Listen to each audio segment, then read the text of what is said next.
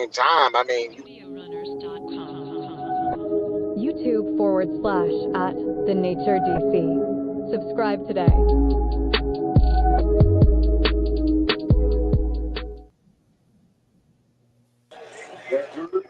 Yes, indeed, man. This is the NFL draft here live with the guys, man. They was just discussing the last pick with this, which is Luther Burton going to the Bears. I think we got a little feedback on this on somebody's end. I'm not sure where it's coming Something from, wrong? but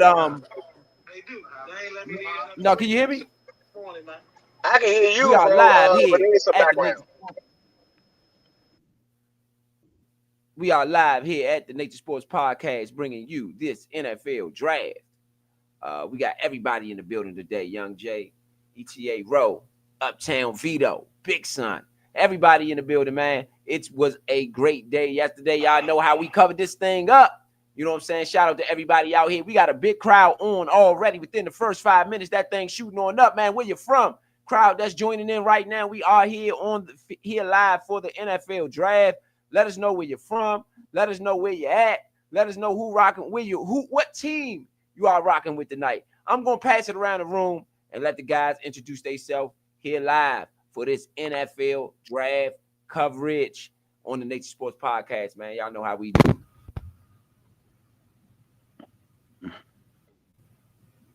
You want me to go first? Yeah, go ahead. First, man. This Big J, you know, DC representing every day, man. All respect to everybody out there, man. Having a good time. Rocking with my family, man. Good to see everybody in the business. You know I'm a diehard Redskin fan to the end of the shit. But I love the gridiron grain. I love Come on, man. All right. It's good season. Yo. It's your man Point B. It's your man Point B in the building. You know, over a decade doing this sports analyst business right here. You know, I'm thankful that you guys are tuning in with us and watching the draft with us. So, like Rose said, comment where you're from, comment who's your team, comment who you would like to see drafted, man. So I appreciate everybody for tuning in. It's your man Point B in the building.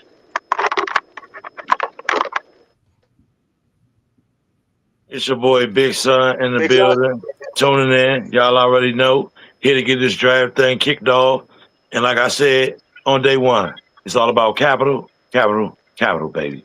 Let's get it. Yeah.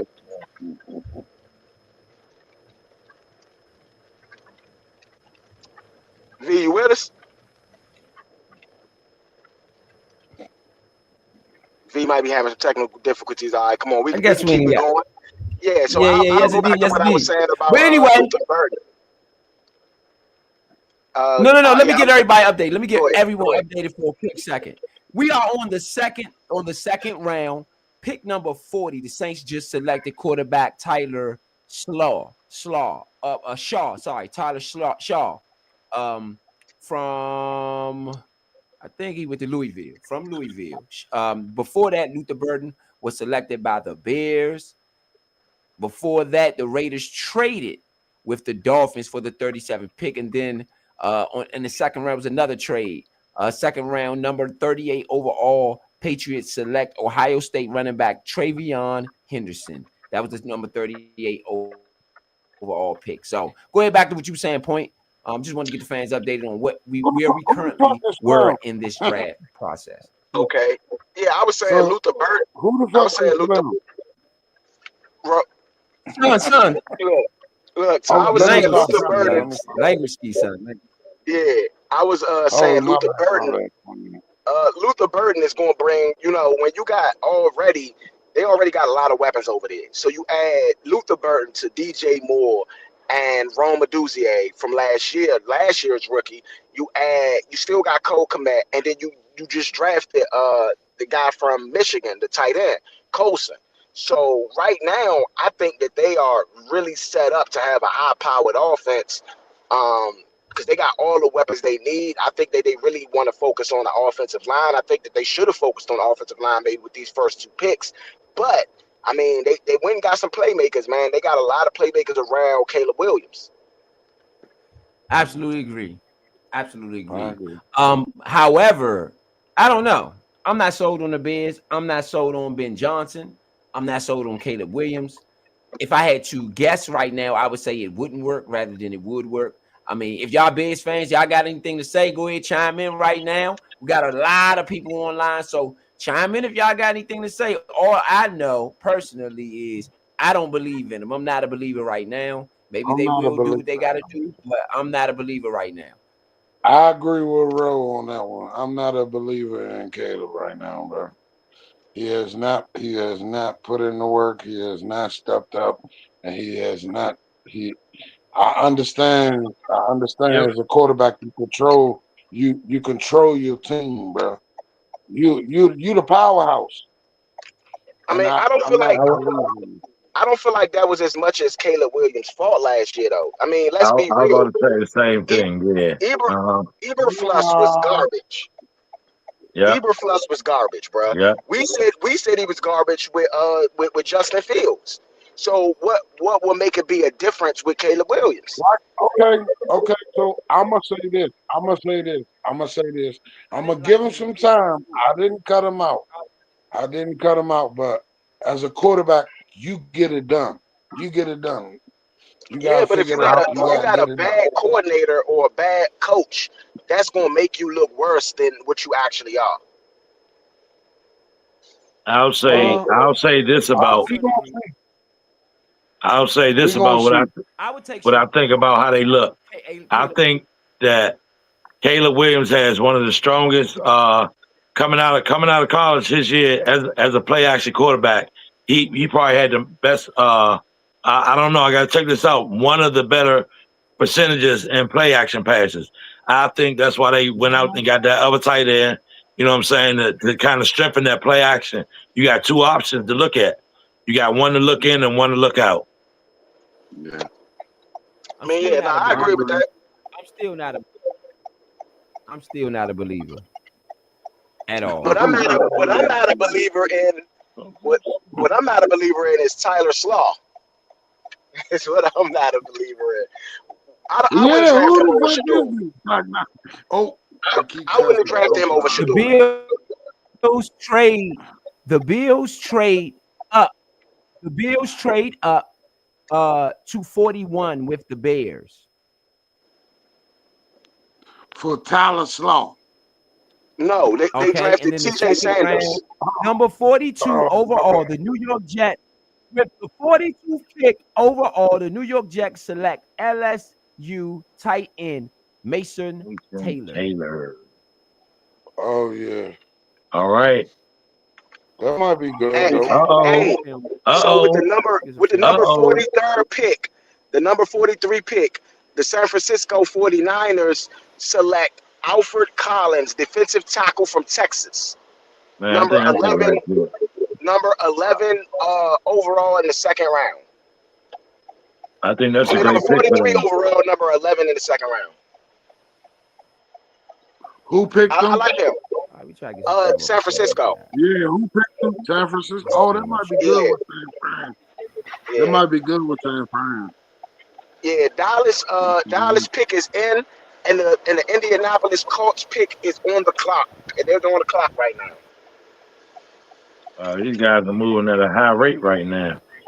Oh yeah, if they want, see who they got. Hey. Yeah, we already 11 picks in, man, and that was in the first hour. Scatterbo. What'd you say, bro? For the trigger? I don't think Scatterbo's going second round. He's going third to fourth. For the trigger, bro. I mean, we at the bottom of the map in the second round. Pull the trigger. Yeah, I'm pulling the trigger.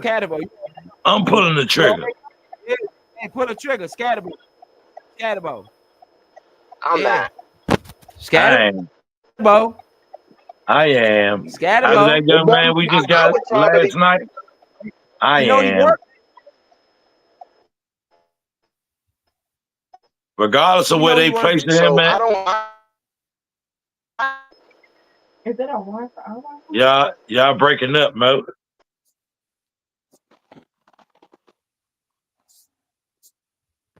My shit good? Oh shit, I keep cussing. You good. Shout out to everybody out there listening. This is the Nature Sports Podcast. Let's get Vito in here. Got Vito in. I don't know what happened to Point. Let's try to get Point back in. I think we What's the lost word, Point, got fellas? Vito in.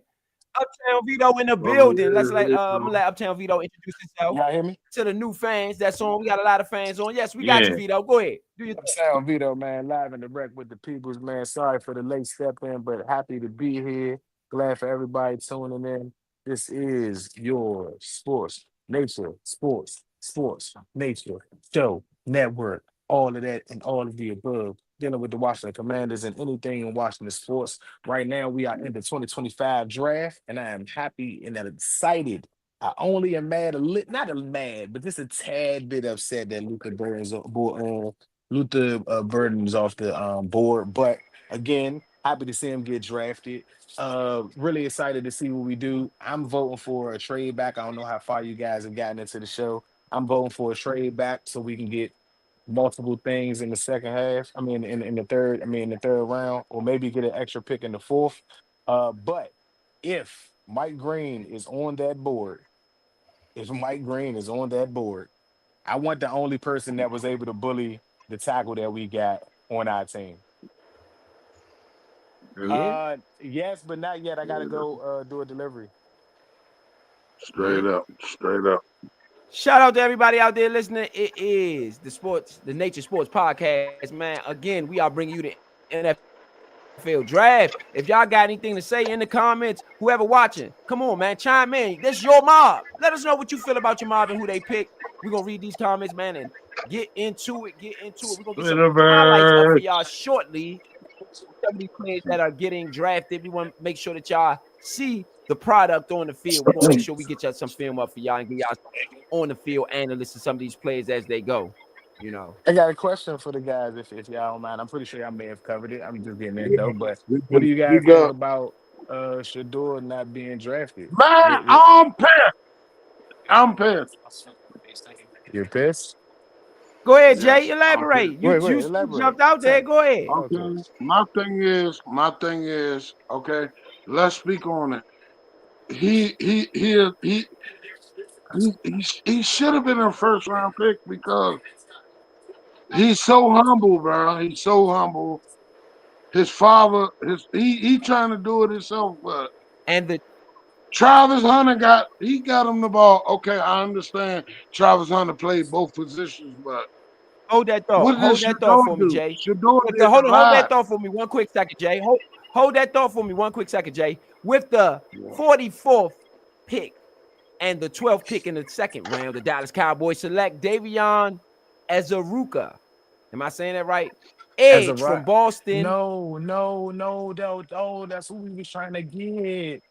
Oh my God. That's the Dallas Cowboys did. I'm pissed. Yes, indeed. They discrediting football. A lot of people don't like it's the gridiron. You get on there, you get ready for this shit. But I'm not gonna take out his excellence. Don't prove himself. He's proven by his excellence.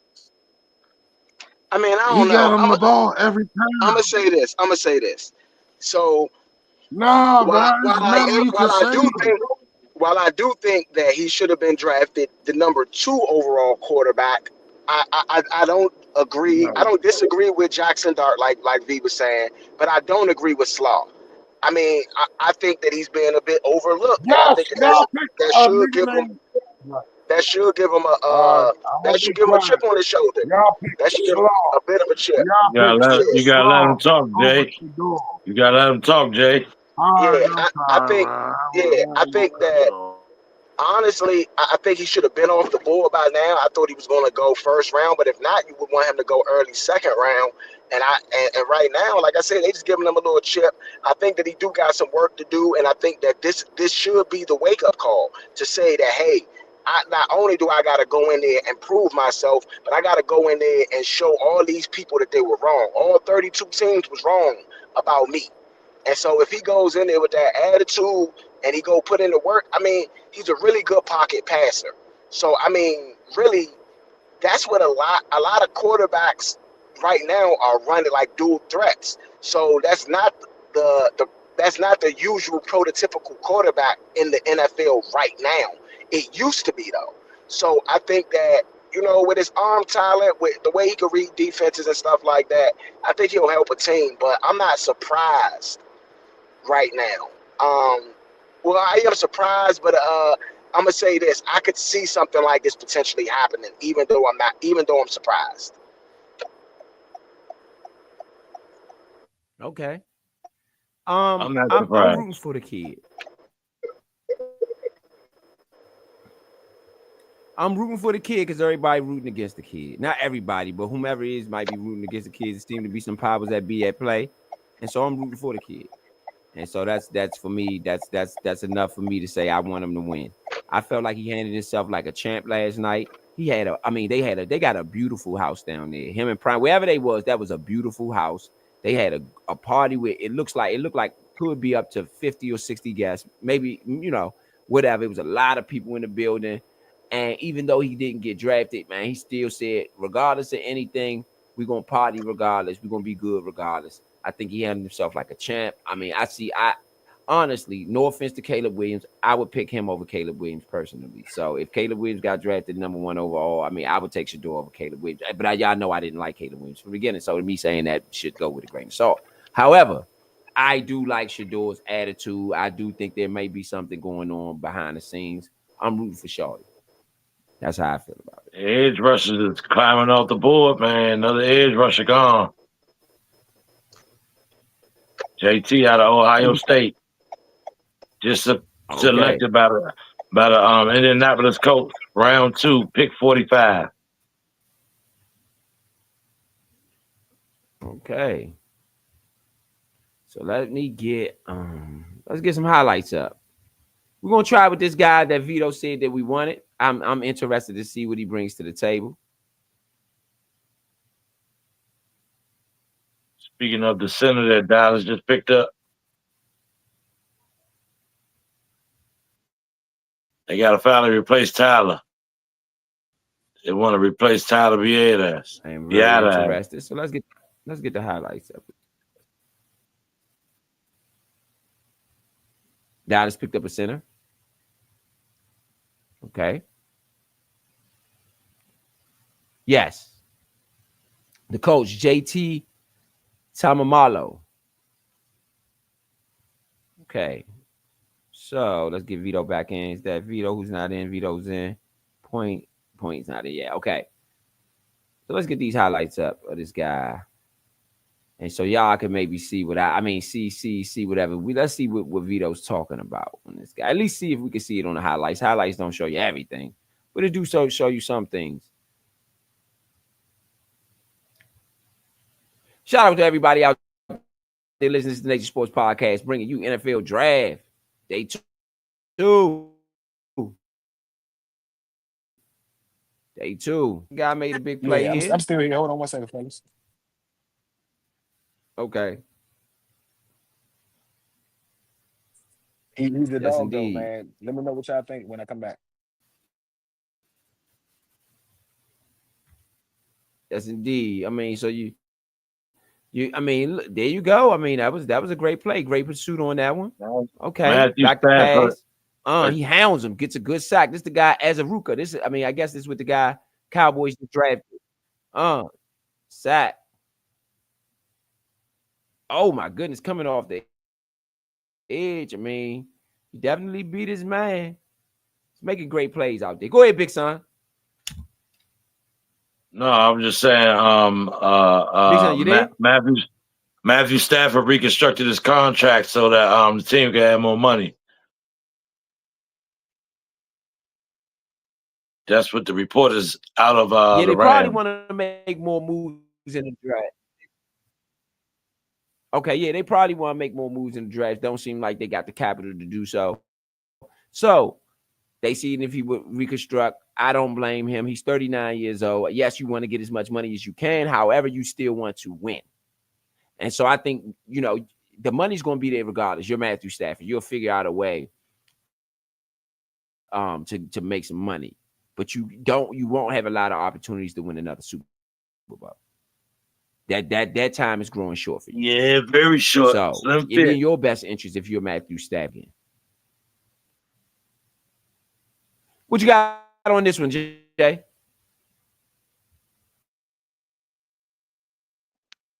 I really believe that's a good pick. They did good with that one. I ain't mad about that one. That's a good pick.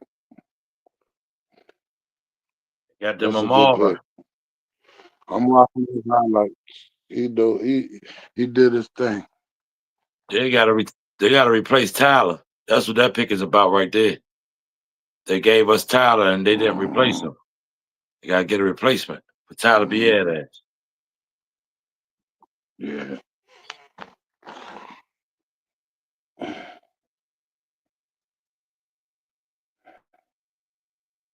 Hey, Big Son, hold me down for 1 quick second. Okay, no question. They say that the pick is in for the Rams at the moment.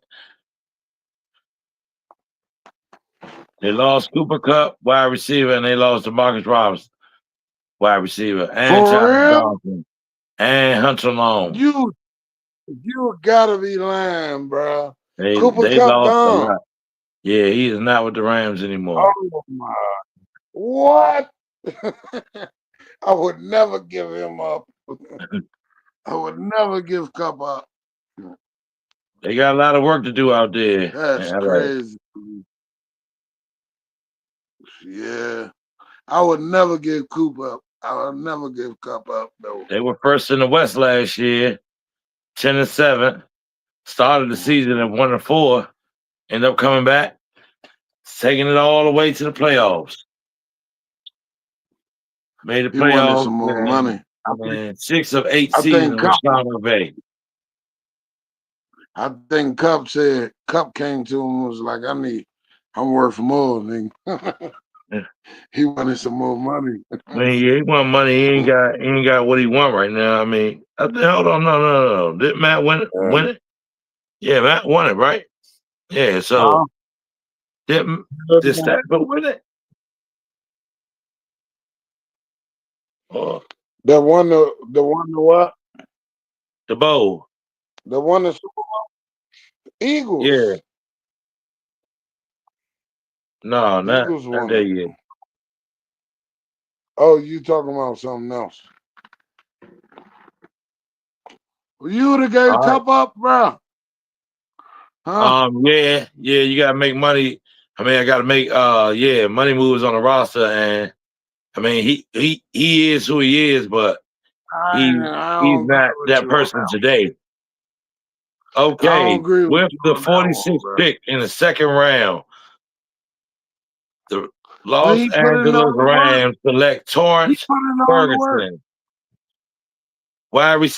tight end out of Oregon. They select tight end out of Oregon, Torrance Ferguson. Wow, this guy right here is a big dude. He's 6'3", he had 43 receptions, 593 yards. 91 yards and 3 TDs in 2024. Damn. His career, 134 receptions, 16 TDs in career at the school. Okay? Wow. And with them, 16 touchdowns, 134 receptions. Yeah, 1,500 yards, 1,537 yards. No, I agree with you. I'm going to get them rookies, bro. At a point you gotta break your roster down because it's not working what you put together, and it's getting too expensive. So you gotta break that roster down and go out here and draft. Yeah, I know. Draft well. I know the salary's happening. If they got like, all right, watch when somebody gets the door. He gonna be worth so much money. And they're gonna be trying to get him. Man. He gonna call so much. He gonna call so much, and they're gonna be like, "We did some dumb shit." Well, he's not. Will Johnson, he's going. Arizona. You don't think he in the top 100? Patrick Peterson. I don't. Vito does not. What? So the reason why I do not think he is. You really believe that man? You really believe he not in that top 100? That's just my opinion. No. Excuse me. I apologize. I do think he's a top 100 That's player. crazy I don't to me, think. I don't think cuz. he was a number one. I don't think he was a first round pick. What? I've said that before. I've watched tape. I've watched games of his. I watched tape of Shador. All right, Shador bro. played in a bad conference, All my right, guy. He played in a bro. bad All right, conference. bro. I'm sorry. And Tyler Shutt played in a good conference against good competition. There's not going to be I don't think there's nobody in the conference that's coming out as a cornerback or safety in the top. That's a top 100 pick. So what were you throwing against? You're throwing against freshmen, sophomores, Ooh. juniors that are Hey, not top talent. Vito. So that's Vito. what. That's The what. Cardinals just That's what. selected Will. I say that, yeah. Will Johnson. What's the dude you Will you were Johnson talking from about? Michigan. Yeah, Will Johnson. So my thing is when I'm talking. So how Travis Hunter get there? Travis Hunter was exceptional on both sides Just of the because field. he did both positions. All right, so guess what? I give you a rough glance. I gave my friends this synopsis yesterday when everybody was talking about Shador. All right. You do know that Mhm. Shador was going to go to a HBCU. Travis Hunter was going to Yeah. Florida State. Travis Hunter didn't need Mhm. Dion. Travis Hunter excelled with Dion. Shador But they needed made a Dion. connection. They You made get, a get connection. They you made a missing the point. connection. You missing the point. All quarterbacks got wide receivers, Jay. Every quarterback that has ever played Yeah, this but game, he he got a wide can't get the receiver. ball. He can't get the ball to him, or they Jimmy can't Horn do it unless Jr. Jimmy the Horn same Jr. was person. pretty good. Jimmy Horn Jr. was pretty good. The other receiver that they have that is coming out in the draft, who both ran faster 40s than Travis. Not that they're better than him, but I'm just saying they were speedy receivers. Shador got the ball to those guys too. So there's Yeah, two things that play against Shador that's not his fault, but they also play on what's on tape. He doesn't have a lot of deep passes because he doesn't have a lot of deep passes. A lot of his deep passes are either picked off or contested. Not a picked off, but contested. And he has some deep throws that but have he been take off intercepted. too. He know how to take off too. He know how to be a running back and take He's off not a too. scrambling quarterback. If What? when Rowe You come when tripping? Rowe He come back can and scramble. all right, all right, all He right. can scramble. In the college level, He the can NFL is scramble. different, Jay. The NFL different, Jay. He's less than a scrambler than Patrick Mahomes. Patrick Mahomes I know that. is I a know that. scrambler, not a runner. Shador is like Russell Wilson. Patrick He's going to run Mahomes is enough to not a try to throw. scrambler. Patrick Patrick Mahomes Mahomes just is got a arm. he's a scrambler, not a runner. Patrick Mahomes has rushing yards. He Patrick has Mahomes games with is over 50 rushing he yards. know how to throw the ball. Tom Brady don't got but maybe one career game in his entire life with a Tom Brady 40-yard is a run, a quarterback. 30-yard run. Yes, but All he he had know how to do is throw the ball. Okay, Jay. Just Okay, like Jay. I gotta Patrick be honest, Mahomes. Jay. Okay. To be honest with you, Jay. To be honest, Shador's tape is not that good. To be honest, He's did not we that watch? good. Hold on. Hear me out, Jay. Hold on. And you are the contestant. And I don't even know why you even talking on behalf of Shakur. Like, I mean, can't Shador, believe hold on. y'all No. saying Let me that, finish. bro. Let me finish, Jay. I I can't don't know believe why y'all in the saying world. that. Hold on. Let me finish, Jay. I don't know why in the world you even talking on behalf of Shador when me, you, and Big Son did the bowl game where they got the dog crap beat out them. Got the snap Remember? beat out of him. Okay. And how Praise many So the how you picks? Lord, gonna but vouch for him? he But got look, touchdowns, bro. but no, He made it Jay, work look. sometimes. This is the thing, Jay. He was in a bigger game on a bigger stage in that bowl game, and what did he do? He folded. You were in a bigger I stage mean, than it that. wasn't Listen, his fault. hold, He listen, tried listen, hard. He listen, worked listen, out and did good though, brother. listen. That's not going to work. That's not going to cut it in the NFL. You All right, working so out and they looking shouldn't good have. is not going to cut it. So they shouldn't have built Travis Hunter up then. Fuck that. They Travis shouldn't have Hunter built built Travis himself What do you Hunter. up. mean? He built Travis Hunter himself up. you Jay, What? so Jay, What? Jay, But you Shador overlook what I didn't. said. Jay, hold on, Jay. You But overlooked what I Shador said. didn't. But Jay, Shador I didn't. gave you a very great point that you should just look at as a football stature point from the very beginning, which was Travis Hunter was selected to go to Florida State University coming out of high school. In the 10th or 11th grade, he was given that scholarship. Shador Sanders was going to go It to doesn't a matter what he did. HBCU. Oh, all right. How many? So you tell me how many HBCU quarterbacks are in the NFL right now? I'll wait.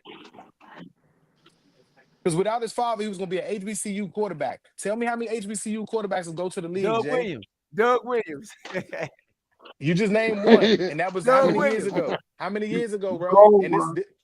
this when football was a man's I know. sport. I'm just messing with you. They That's wear why fingernail I they wear laughed. fingernail That's polish why I and stuff laughed like when I that said it. nowadays. So tell me where a HBCU quarterback is playing now. Travis Hunter stepped down to play at Jackson State because Dion was there and he Step wanted to. down. He did. He knew Jay, where are he you was listening to going. what I'm saying? He Jay, knew you he was not going listening. to greatness. Jay, you Goes not right. listening. Yes, Jay, he Jay, did. you He just knew he talking. was You going being to a greatness. Yes, Jay, he did. you can say that all you want honestly, to. the facilities aren't capable enough to even handle in the top end recruit at the HBCU. Right. That's Like, just the come truth. on, bro. You talking about a 5-star recruit. It's the first time a 5-star recruit went to an Yeah. HBCU. It was Ever. history. That's what I'm saying. It's Ever. ever. Hello. Shador Yeah. wasn't the 5-star recruit that went down to Yeah, there. he That was knew Travis he was Hunter. going to greatness. He knew he was going to greatness. He knew he was going to get immediate eyes on him, and he made the better pick, in my opinion, because Florida State has not been great over the last couple of Right. years. I think he would have made us great on the defensive end, but we've had struggles on the offensive side. All right, he would have played wide receiver, and he would have been on a bigger stage at Florida That State pick is than he in. was at Jackson State. I'm He telling only was on y'all. that big stage because of Dion. Dion had to bring rappers to the game for people to What? pack out Are Colorado. y'all tripping? It's LeBron proof. did Here's what that. he We did. can talk about LeBron did what? LeBron did that. LeBron told them motherfuckers, y'all better hide my son. Or I'm done So me around. and Ro talked about that last night too. The NFL is not the NBA. Look, It's not soft like that. Shador, It's not. yeah, that's what Okay. I'm saying. Shador Right. really put Hold that on. work in. Let me slide in. Let me slide in. Houston, the Houston Shador put Texans. that work in. Let me slide in with the Houston Texans with the 48th pick. Jay, hold on 1 second. With the 48th pick in the with the 48th pick in the second round, the Houston Texans select Ariante Irsay. Ariante Irsay, the offensive tackle from Irsay, the offensive tackle from Minnesota. I'm fucking with the Texans next year. I told you. I've been fucking with the Texans. Your language, bro. Hey, Jay. Oh, Jay. my bad. I keep cussing. My bad, bro. Not the game. My bad, John. This ain't the gambling show, baby. This ain't the gambling show, baby. Hey man, can't keep it real. My Keep it straight up on the Cameron show. My Man. bad. Right. My bad. I know it's monetization and all said that, what? man. I know it's monetized and say, all LB? that. I'm proud of you. Huh? What you saying?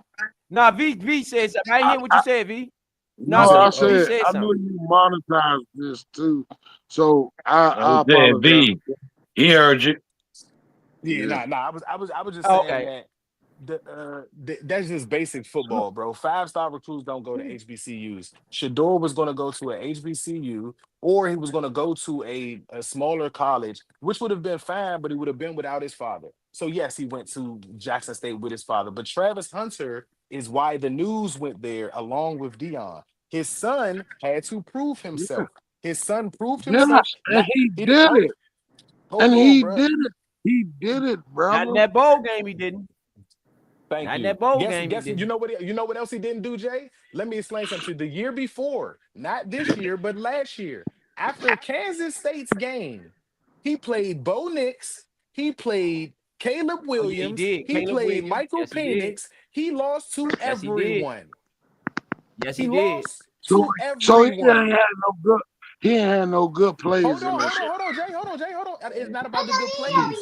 He lost to those quarterbacks that were number one or in the first round ahead of him. So why would you grade him higher than them? Because Caleb Williams ain't shit. That nigga is you can say that, but he won a Heisman Trophy. Shador never won a Heisman, sir. I'm not trying to argue with you. I'm just giving you some points here. Everybody just got their picks.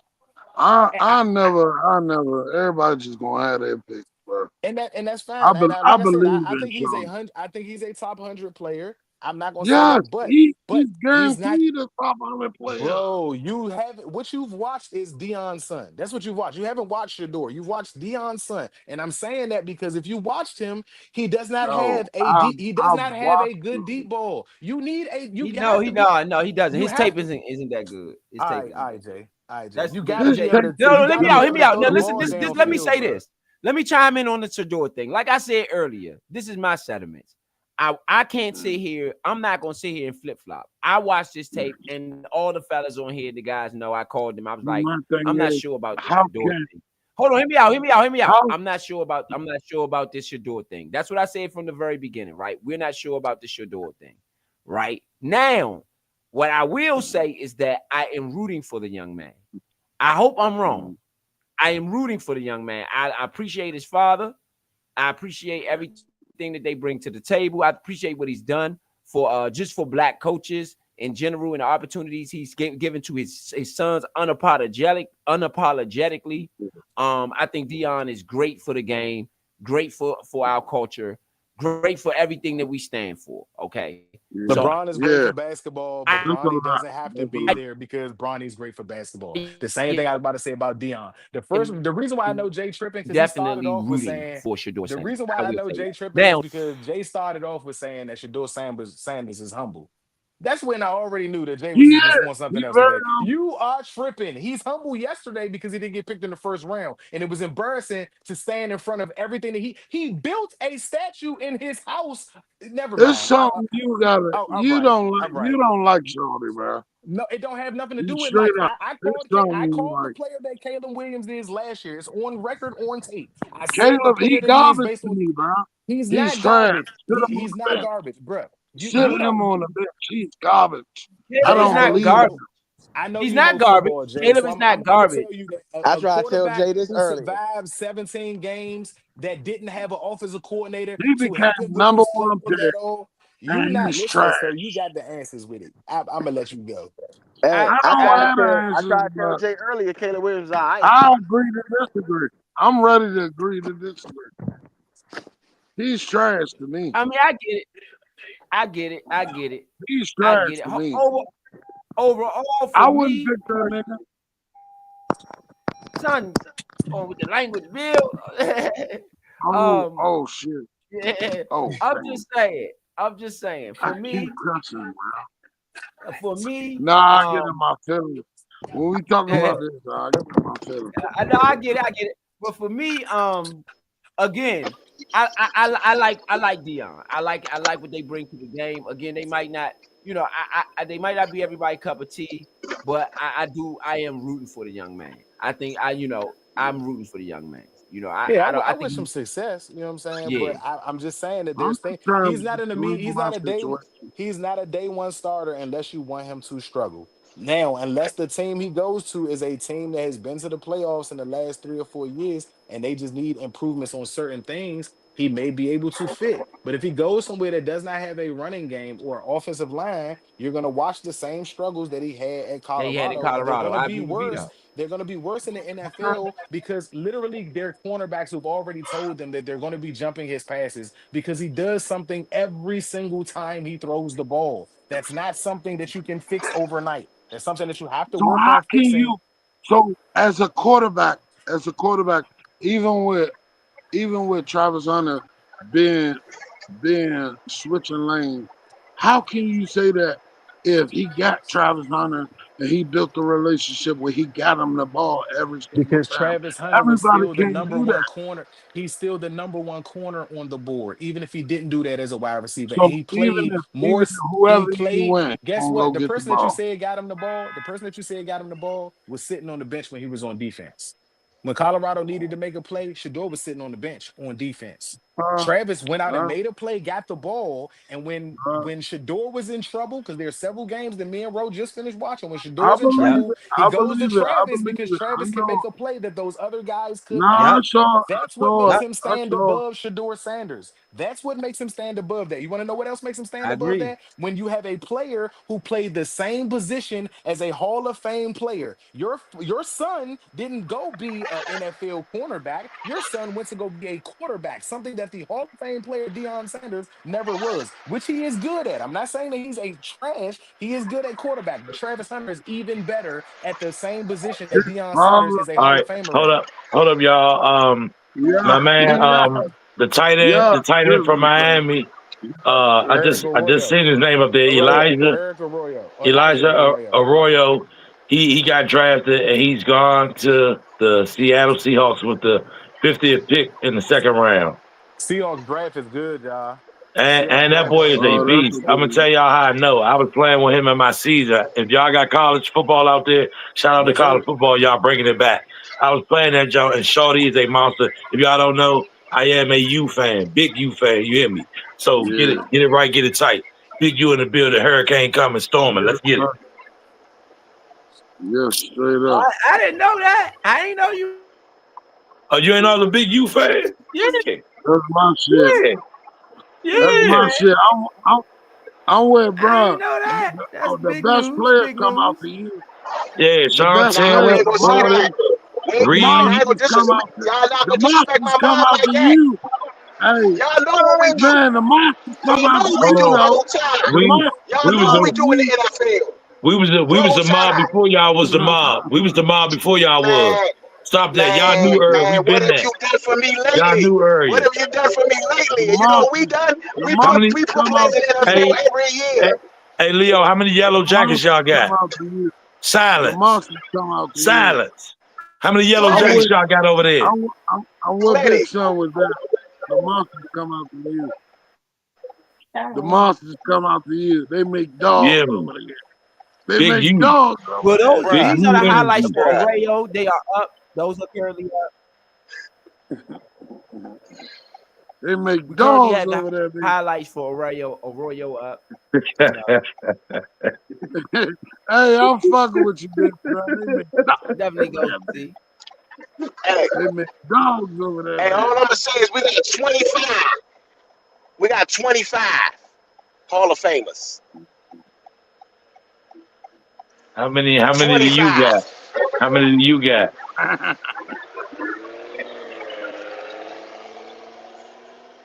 Everybody can say I wanted to go to the U when I was young, boy. That motherfucker make dogs. Hey man, they was making dogs, you hear me? Straight dogs. Straight dogs. They make straight dogs come out that U factory. Ed Reed, Sean Taylor, Portis, That's another Maul. player we just was looking at. We missed out on Nick Sporting. Ooh, Nick Sporting? Oh my goodness. Yeah. They just got them a jewel right there. I like Nick. Look at the eye work. The boy got eyes. Look at him, head all the way up. Rushing with the shoulder down, though. I like it. Oh, look at the spin. Get work. Oh, man. I'm up here watching that shit now. They got him on pro day. He trimmed down so he can move around out there because the NFL speed a different speed. We didn't even know that nigga.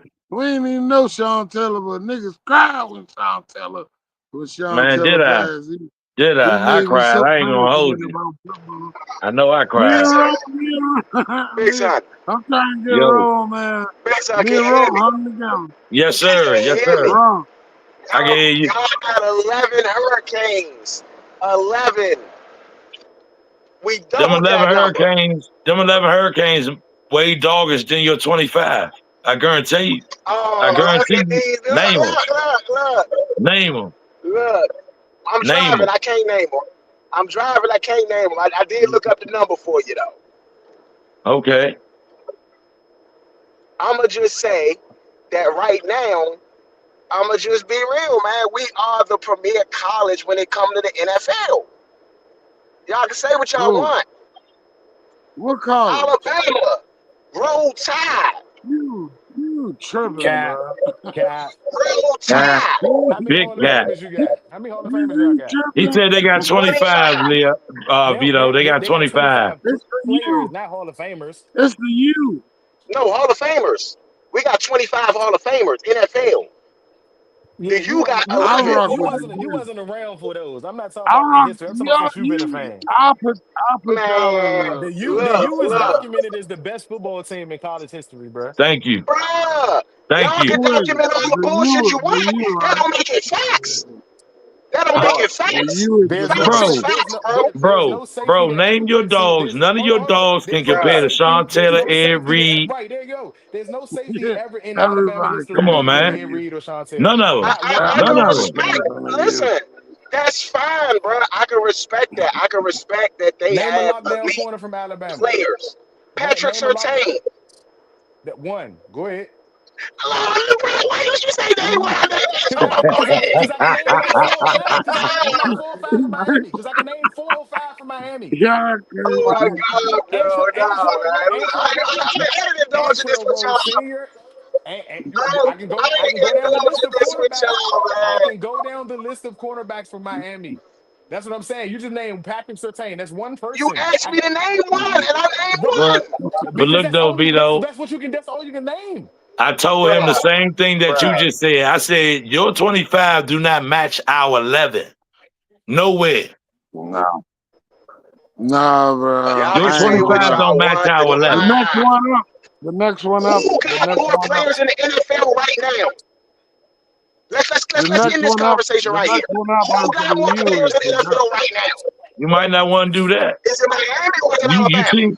You seen how Miami been coming off the board tonight? You might not want to do that. Bruh, you can add the rookies. You can add the rookies. Add them. That still ain't gonna matter. I'm telling you, like, don't get me wrong. Don't get me wrong. I think that U is a great program, bruh. But y'all jumping over the shit right One here. of the greatest. We ain't been elite for the last 20 years. For the last what? Come on, man. 20 years, bro. Come on, Leo. 20. Stop what you doing. 20. The U was still making music. The U was still making music 20 years ago. Bruh. Come on, man. Bruh, listen to what I'm telling you. Listen to what I'm telling you. The U ain't had nothing since The U ain't had nothing. Who got drafted? Who got drafted number 1 this year? Who got drafted number 1 this year? What are you talking about? Yeah. And they didn't win nothing. Kelly Wood didn't win nothing. He didn't win a Heisman. He didn't win a national championship. He don't have to. He's a monster. That's the type of pedigree we build. He's a monster. He is. And he's better than Jalen Milroe. What Heisman quarterback Alabama got? None. None. I'm not going. I don't think we have one. All right, running back. I know Mac Jones was up for the Heisman a couple times though. You got Sean Alexander and future Derek.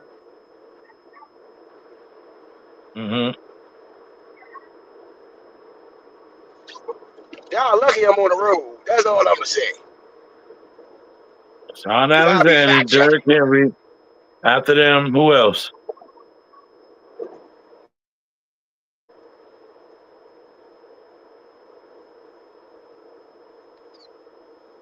Look, man. Look. All I'm saying is, right now, if you go look at the players in the league right now, who is making more noise? Who?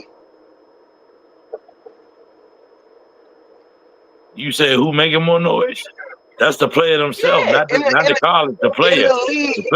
The player got to be making that noise. The player got to be making that noise, and the only one making that loud noise is Derrick Henry. You don't hear nobody else. Name somebody else who making noise, Leo. Who else making noise, Leo? Right now?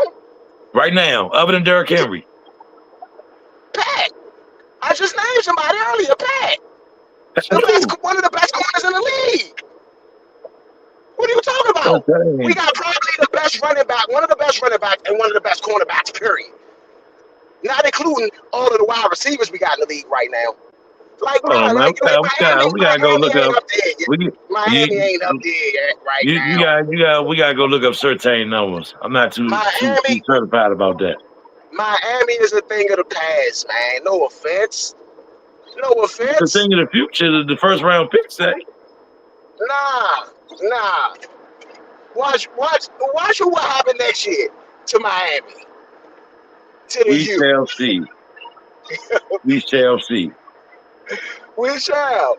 I'm just saying, like, I don't hate Miami. Y'all making me sound like I hate Miami. It's just that Ooh. y'all just threw my mob under the bus like we ain't been doing this. Hold on. Second round, 53rd pick. The Tampa Bay Buccaneers select Benjamin Morrison, cornerback out of Notre Dame.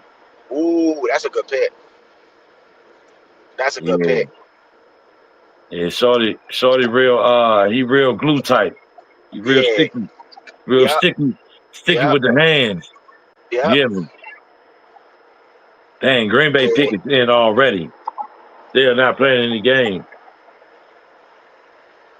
Ladies and gentlemen, thank y'all for tuning in here on the Nature Sports Podcast.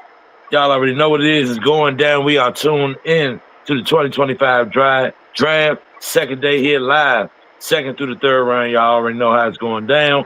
We are literally 7 picks away from our pick. What is it that you guys want to see happen? Trade ups, trade downs, get the player you want. What are y'all looking to happen right here? For real, I wanted us to trade up, or trade. I wanted us to trade. So trading up maybe to get an edge rusher, but trading back to potentially get another pick. So I would love for us to get a third round pick here somewhere, because we don't have one. So that would have been my ideal, trade back 2 or 3 spots and pick up a third round. But I wouldn't mind, like I said, I wouldn't mind going edge rusher. I wouldn't mind going running back right here. I would not mind going running back right here. So those are 2. I think, and then safety. I got to see what safeties are available. But like I said, I think that's one of our biggest needs, is safety. And honestly, we need another linebacker, man, because I don't think that because we didn't rotate Bobby and Frankie out very much. I think we should be able to rotate them at some point, So what's Jordan McGee for? What's Dominic Hampton for? That's why I said they didn't rotate them out. So I mean, maybe. So why are you gonna pick a player to sit on the bench? I'm not saying pick a player to sit on the bench. I'm saying that maybe they didn't pan out the way that they wanted them to pan out. Jordan McGee was hurt, and they didn't rotate Louvu or Wagner because they're every down players. They're not players you Yeah. rotate. Bobby Wagner, you don't rotate Ray Lewis. You don't Nah, rotate I'm not Bobby saying Wagner. Bobby. I'm not saying rotate Bobby. I'm saying more or less Frankie.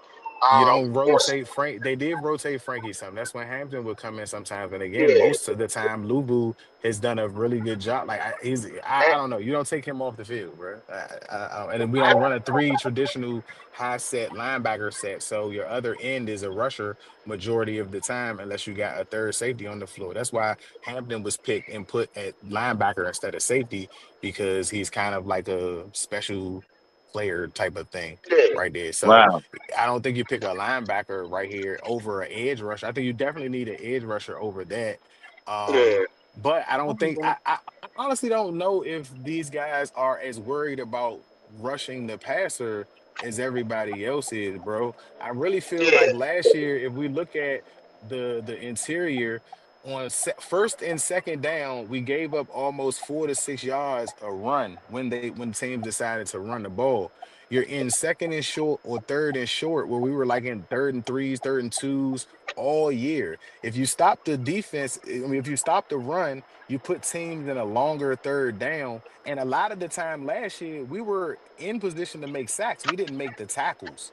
So I'm Yeah. not sure if our 7th round pick last year was starting to come on. Yeah. Newton is supposed to be a pass rushing defensive tackle. So if Kinlaw and Payne can wear down those offensive linemen in the first half or in the first few plays or quarters or whatever like that, and Newton can get some spin, you got a player that can attack the inside or interior. Jacob Martin is had 4 sacks last year, but he's a rotational guy. If you get the same play that you got from Armstrong with him, You can get about that 4 to 8 to 10. Even if you get 10 sacks with 2 players, you get the results of that one Fowler player, and you don't have a lot of other sacks from every other player after that. So they may be trying to rush the passer by committee. And let's remember that if Sanders still goes back to the slot, his original position, you have a blitzer from that space. We couldn't do that last year because we couldn't keep him in his position to run that scheme. So if Jones is able to stay on the outside, if you don't pick another corner in the next couple of rounds or trade back to get one or something like that, or bring somebody in during the undrafted part, and Ingleby did well at the slot too. So All there's right. opportunity for them to make some adjustments right there. I do think Okay. safety is a need, Leo, but I would probably say right now I would say running back would be over that to me. Running back will be over safety All to right. me. Real quick. Who just picked before the Chargers? It went away. Chargers 55th pick in round 2, Trey Harris out of Ole Miss. 2024 third team All SEC. 60 receptions, 1,000 yards, 7 touchdowns, career high in reception yards. Hey They went Leo, 10-30. where did Travion Henderson go?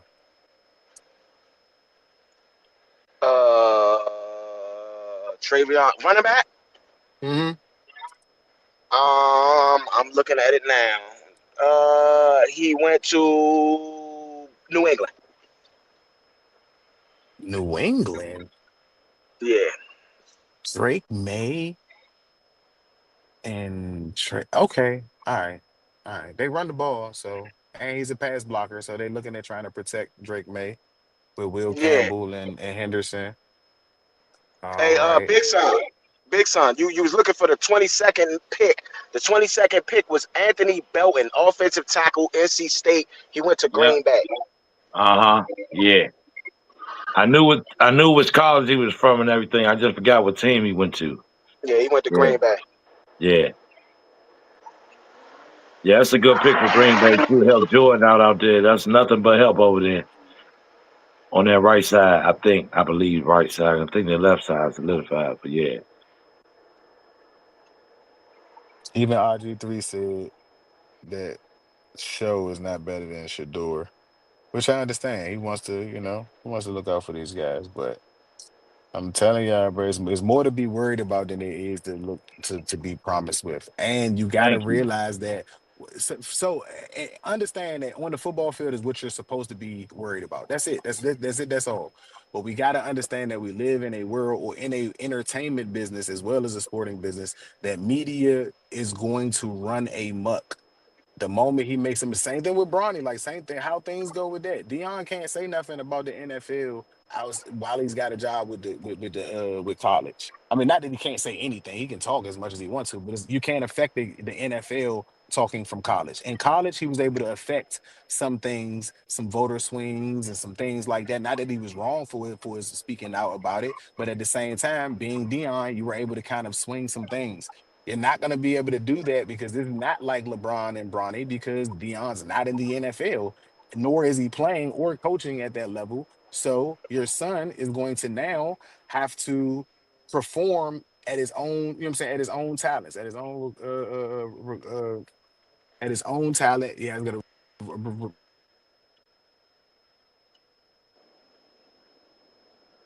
He's gonna make his own way for sure. Yeah. That's all he Agreed. can do at this point. Just make his own way. The dad ain't dead. Dad can't hold your hand no more. I mean, I know he was holding his hand, okay, but I'm gonna say this: Shador went out on the field, and he did make plays. It's not like he didn't make plays. It's not like he didn't have decent stats. I mean, I get that there was a lot left to be desired in certain cases, but I mean, to be real, I think that Slow, or however you say his name, that's kind of a slap in the face, you know. Yeah, I agree. Yeah. Because, I mean, all the draft process leading up, we was talking Shador Cam Ward. How Slow, or however you say his name, slipped up in there, I don't know. I don't know. Hey, If I'm Shador the Saints, Sanders, top 200 left. Shador Sanders, Mike Green is the top two up there to go yeah, next. So, Vito, you say Mike Green there, pull the trigger. yeah, I would. I would pull the trigger on Mike Green. I mean, because think about it. If we pull the trigger on Mike Green, that gives us the edge that shows up our defensive line. We should be straight from that point on for at least this year, And then we did show up the offensive line, so we would have started in the trenches, So Who, why who, not start in the trenches? who on the other side is going to help him, though? Who we got on the other side as a pass rusher Who Green? that will help Green? Yeah. Oh, I mean, we got Dedrick. We got Dedrick Wise. We got Armstrong. We got decent edge. We don't got. It's like, don't get me wrong. We could start right now with Dedrick Wise and Armstrong, right? So I don't think that like we gotta get an edge rusher like it's just so imperative. But I think an edge rusher will make us better. And a guy like Mike Green, you can come in there on third down and just get explosiveness. You know, I don't want to pass up on him because Philly will mess around and get him. Philly's not Then going to what? get him. Stop being so threatened. They already have two players at that position outside of Carter. They Who? literally just picked up. They picked up Azariah from Georgia that Yep. Oh yeah, in I free forgot. I forgot. I agency. forgot. And come on, guys, like I come on, forgot y'all they got to keep up with did. this stuff, bro. They ain't our No, division. no, no, You know what I'm no, no, saying? bro. You're right. You're right. I forgot. They did get Shorty from the Giants in free agency. I forgot all about Hmm. that. Yeah, I'm not worried about them. Yeah, And yeah. again, I would be Ola more worried. Jari. Ola Jari. Yeah, Olajari. You know what I'm saying? I understand. I do Yeah. understand. I do. Like I said, I'm a fan of Mike Grant. I've watched the film on him. I've seen games that he's played. If Yeah. I'm not mistaken, he has the most tackles for loss in the NCAA. Like he was more than dominant at Marshall, at a program that really wasn't screaming football last year as much as they do basketball, but he was the dominant force last year. And again, we have Josh Conerly, the only that y'all seen that video I sent y'all last night. Like that's the only person to treat my man like that. So I definitely don't want him to go nowhere else in the division. I would definitely agree with you with that as far as just him going anywhere. You know what I'm saying? But I don't think the Eagles make that pick just to have a rotation guy when they definitely need other things right now. And I don't know if he's a fit to take over Milton Williams' spot. Like he's a different type of edge guy. Milton's more like a 3-4 technique type of defensive end. And like I Yeah. said, they already got Ojolari. So if he's there, we should have a few more picks Uh-oh. before we up. Leo and Vito, the Bears have got some help. They have got the help you guys called that they need on that offensive line. Ozzy Trapilo, tackle out of Boston. Huge day one start at right tackle there. That's what they're saying about him. Second Yeah, round, so 56 pick overall. They picked the tackle to protect. Now they got a tackle and they got two big baddie tight ends. So Cole Kmet is going to be a backup and maybe a blocker. Maybe might even move to fullback, possibly. This is not me hearing anything. This is just my assumption. The picks on day two make day one pick make sense for Chicago. Initial Yeah. pick didn't understand it other than picking best player available, but I think that they could have used something else. Again, I'm not Ben Johnson, and because they have Ben Johnson, because he's trying to build something that's either similar or a replica of Detroit. He's still trying to build something that's off of a system that he liked to run. They had Laporta in Detroit, who's a big target for golf. Cole Kmet wasn't used as much this year by Caleb Williams. So maybe that was something where they didn't have chemistry, wasn't really popping off on the playbook like that, seeing as though you have so many great or good wide receivers. Not even say great talent at the wide receiver spot, that maybe that was the focus there. So picking Loveland was a little off for me, but to pick Luther Burden in day two with that pick and then to pick the tackle after that, their draft is starting to make sense. And it was saying basically that Luther Burden was not a day one, well, was a day one talent, but with the way the board was going, you weren't going to get a Tyler, a Cole, Loveland in the second round. Yeah. Tyler Warren and Loveland are definitely heads above the other tight ends. There's another one that I like a lot, but he's more of a receiving and he's kind of raw in his block. He's gonna have to work on his blocking, but he's a decent receiver at tight end. But Warren and Loveland kind of give you they kind of give you something that you know you're going to get. You can kind of rely on what they are good at right now. And like I said, with that Luther Burden pick with them on day 2, it makes the tight end pick on day 1 make so much more sense. Because now maybe they don't run the double tight end set as much and just use, or they do still have Luther, DJ Moore, and Rome Meduze on the field and still are able to run play action because you can shift the line. I think what Ben is going to try to do, which is just a little bit different than Goff because he's probably a little bit more mobile than Goff, is move the pocket in those play actions.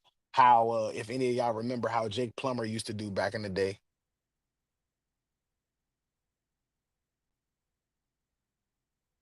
Yeah, man. Look like we the Long Rangers on AV. But It's yeah, all good. It's all good, baby. Jake Plummer was definitely one of those. I used to love to watch Jake Plummer in play action, like the fluidity he had out of play action. That's why I said I think that's what Ben is about to bring back to Caleb. Caleb had one of the better careers in my eyes in college, went behind play action. So I think they're about to fold that back into his game, to be honest. Let's see here. Line selection is in. They're announcing it now. Line select guard, Tate Ratledge out of Georgia. I like Tate. I was looking at Tate. I picked Tate in a couple of my mock drafts, but I picked him way later than this. It wasn't in the second round, I'll tell you that much. I picked him a little bit, maybe like early in the third on a couple of my mock drafts. But that's hey, if you want your guy, go get him. You know, that's what I say. 2-time AP All-American, second team in 2023, third team in 2024. Wow, you dropped. Second team, second time, first team All SEC 2023 through 2024. Started 37 games of 39. All that RG. All that right there. So as y'all see from that picture, he's a good down-home country boy. Shooting fire down on turkeys. Plucking the feathers. Cooking them on up. Eat them up. That's your man. Tate Ratledge out of Georgia. And Dan, the man. Let's happy about that. So y'all drop a couple comments, see what y'all think about that pick right there. I like Ratledge though. Out of Georgia. That's a good pick. Trey Harris to the Chargers. That's not a bad pick either. Okay, Raiders. Yeah, my bad, big son. Had a call in. You good? Trey Harris to the Chargers. That's a wide receiver, right? It's a cornerback, right? Harris, I believe so. Yeah. I like Quinshon Junkins to the Browns.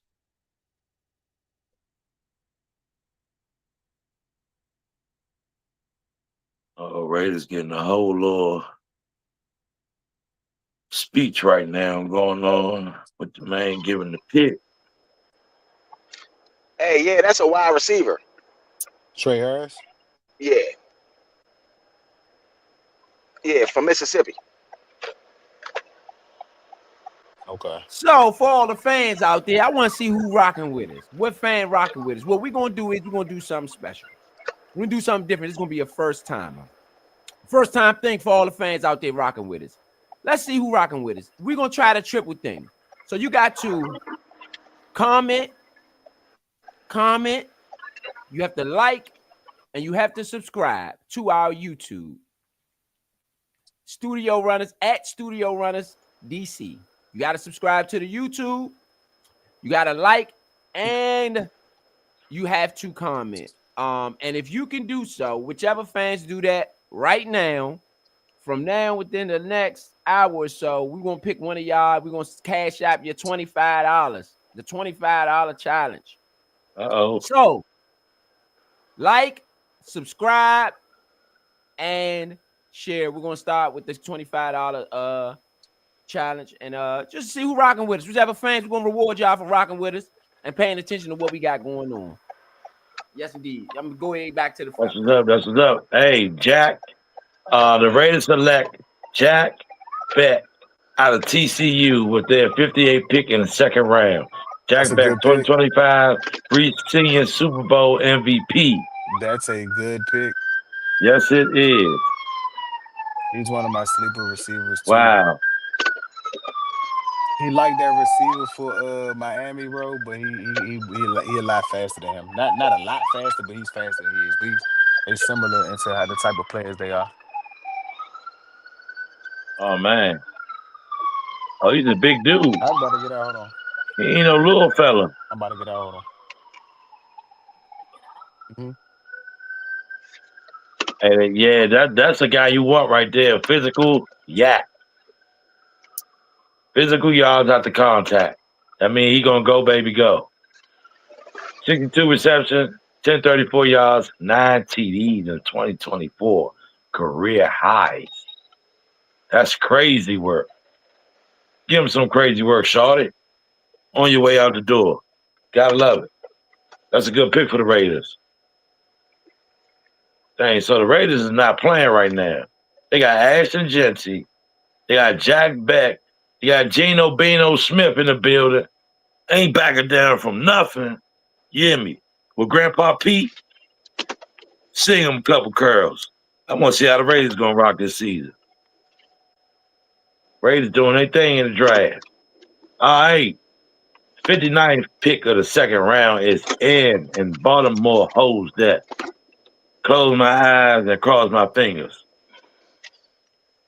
that they do not pick this guy that we've had our eye on.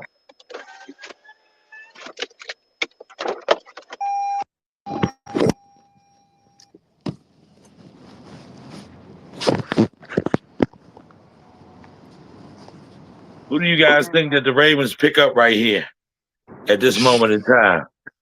Man, I think they needed a wide receiver, but I mean, you never know. You never know.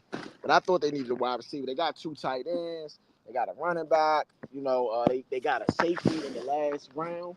So I can imagine that they're going to do something. Do you think they go BPA or team need? They might go best player available. Yeah. You know, this is Baltimore we talking about here. Yeah. You know, they have been known to go best player available.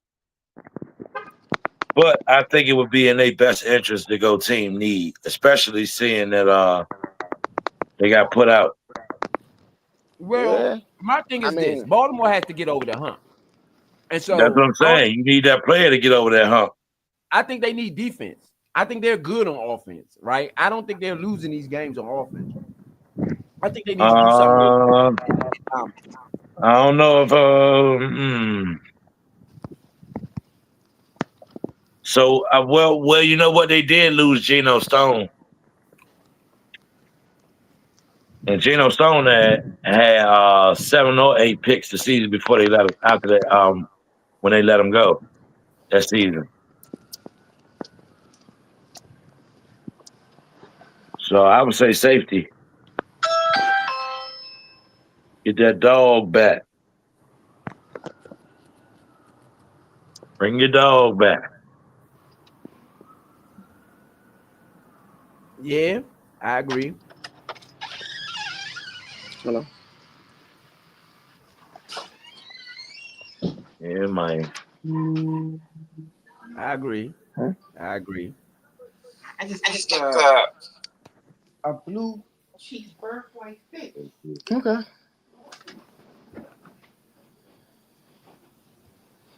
Yes, indeed. Yes, indeed, man. Shout out to everybody out there listening to the Nature Sports Podcast. NFL draft time. NFL Thank y'all draft. for tuning in. Bro, so bro, who you say you think they're going well they did. They already got a safety. Malika Starks yesterday. So what you think they need more on I think defense? they should go all. Linebacker or corner? I think they should go all defense and maybe a couple I of think offensive. looks nice. That's me personally. Mhm. I So don't. they on the You clock know, now. You think all right, what you said, a linebacker or corner right here? I would say defensive lineman, interior Okay. guy.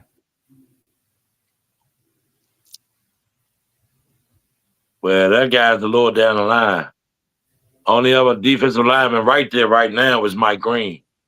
But our fingers is crossed that they don't snatch him.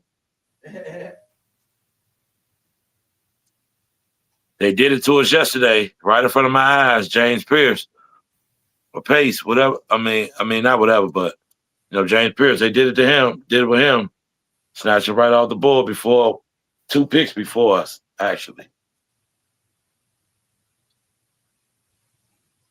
Cleaned the clock, so to speak.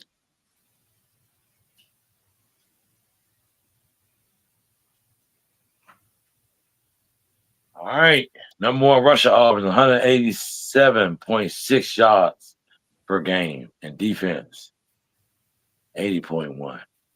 Signed DeAndre Hopkins, 1-year contract. What do y'all feel about that with the DeAndre Hopkins going to the Ravens? How do y'all feel about that? They stacking up, man. That's what it looks like to me, a stack up. And they added a Woozier too. Can D Hop be a 1,000-yard receiver again? What do y'all think? Can he? Yes. Will he? Will he? No. You don't think so? There's too much firepower over on their offensive side. You gotta service. You gotta service Lamar. Lamar gonna take some servicing. You gotta service Derrick Henry. Derrick Henry gonna take some servicing. You gotta service what's that wide receiver out there? What's my name? Not the small guy. Lord, what is his name? They just got him like 2 years ago, a year ago, something like that. Forget the guy's name. Zay Flowers. Yeah, there you go, Zay Flowers. You know what I'm saying? So can he do it? Yeah, but will he do it is the question. That's the ultimate question. Who did they pick? The pick is in. They waiting to bring him out on the stage now. I think they go wide receiver. No, V. The question is, can DeAndre Hopkins be a 1,000-yard receiver in Baltimore? No. He wasn't one with Patrick Mahomes. Why would he? What is going to resurrect? I mean, he didn't play the whole season with them, to his credit. I don't want to do that. Okay. He didn't play the whole season with them. So, I don't know. I'm curious to see how y'all felt about it. He got locked up more than Terry did against Philly. Yeah, I can see that. I mean, he will be reliable. He's not a bum. I'm not gonna say that. Is he past his prime or peak or something like that? At the moment, right now, yes, but it may be the homes that he's ended up in. You know what I'm saying? Tennessee was a rough way. I don't know if I would have signed that contract if I was him. Right. That's kind of where things went sideways at. I mean, Man, they signed Mike Green. Mike Green. They went after Mike Green. Mike Green to the Ravens. To the Ravens. Shit. Man, that was good. Now you got to go running back then. Scatterbo, I'm pulling the trigger. I don't care what nobody says. Scatterbo, I'm pulling the trigger. Hold on. What cornerbacks are available? Huh? You got it, big What cornerbacks are available? What corner? Yeah, what corners are available? Is Darian Porter still on the board? Or Dorian Porter? I think it's Dorian or Darian, but not Dorian Porter. Iowa State. 6'3", 200 pounds, runs a 4.3. Baltimore just knows how to draft. Baltimore yeah. No, I mean, they've been drafting in that spot a long time. So, I mean, they take best player available most of the time. Do I think they needed a defensive end? I don't know. I can't really say. You know what I'm saying? Well, they lost Judon. They did lose Judon. They never really replaced him. So, this could be it for them. I don't know. They got to the quarterback last year. I don't know if they needed to replace him per se for that, but I got you. No, their defense was really bad last year. I think they was last in the league. Hold on, let me make sure. What? The Ravens? No, their Russian was their rush defense was number 1. Oh, their Russian number 3. On number 3, one of them. And their safety, without their safety on the field, they're pretty bad. But their safety was cranking last year. Hamilton, he was getting his man last year. Let me see. Maybe I ain't. Defense, they were 9th. Y'all right. They was top 10. They was 9th in the NFL. Yeah, defense was 35, but they did lose Judon. That was a heavy piece of their defense, though. What were they ranked defensively? Passing yards, they were 31st in the NFL in passing yards. I knew I wasn't tripping. They were but that's why I said in the rush. It was in the rush that they was good. Yeah, and they created turnovers. Number 2. No, number 7. Sorry, rushing. No, y'all, you right, Big Sir. They was number 1 in yards. They was number 1 in yards. Yeah. And teams are going to be passing on you when you're trying to come back. They had a few lopsided victories. Yeah. They let O'Donnell crush them. Jameis Winston had a little day too for a little bit. Ooh, the Broncos select. I mean, definitely. The Broncos. It looked like the Broncos selected R.J. Harvey went to the Broncos. Oh my goodness! Hey, he's a beast. He is a beast. He's going to be a problem child out there. That's not He's going to be a problem child, bro. I'm sorry. Oh my goodness! Man. He was almost there, y'all. He was almost there, y'all. Running back. Picks in. Washington ain't playing. Picks in. He was Washington ain't playing. Almost there, bro. Y'all better get Scatterbo. Y'all better get him. He was almost there. The running back coming off the board. They better get Scatterbo, man. Let's get old Rigo. Harvey, we was 1 pick away, V. 1 pick away, V. Wow, dog. Wow. I called that Mike Green, John. I knew Baltimore was going to do that. Look at my man. Look at my man, GC. What's up, Slim? I'm pissed about that, bro. And that's a good fucking team, bro. My bad. Trey Amos, cornerback. Ole Miss. That's what we got. Trey Amos. Trey Amos. That's who we took. I don't like the pick. Trey Amos. Nah, Trey Amos is good. Nah, he a beast, bro. He is a beast. Trey Amos is good, bro. He's one of the top corners. I'm only saying that especially because I play Ole Miss. You hear me? Shorty's a beast. Trey Amos is a good D-back. That's what it is. The Skins, we took them. I like the technique I'm seeing. I like the technique. He's big. He's a bigger guy, 6 feet, so we needed some length, I guess. But I don't know, man. Y'all better do something at running back. I'm going to be pissed if they don't do nothing at running back personally. Nah, we going, I don't know, because we don't got no 3rd round pick unless we trade up into the 3rd round to get Cam. That's the only way it's going to happen. But look at him. Look, you see the hand, you see the ball skills, bro? Look at him.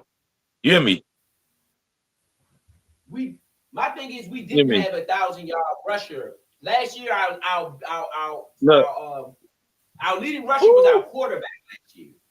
I don't know if I agree with this. Yeah, but you got to think about how our running back room was. We had a running back carousel. Last year. Robinson got hurt. Eckler got hurt. Nobody was really your starter for a significant amount of time. You know what I'm saying? Nah, man. I agree with you. What's the name worked out too, though? Who? Robinson still worked out when he came back. Hey, y'all want to know who should be having that shot right now? And he proved this point in the playoffs? Rodriguez. He back for a year, but we talking about starting for the team, bro. He's not a starting NFL running back, bro.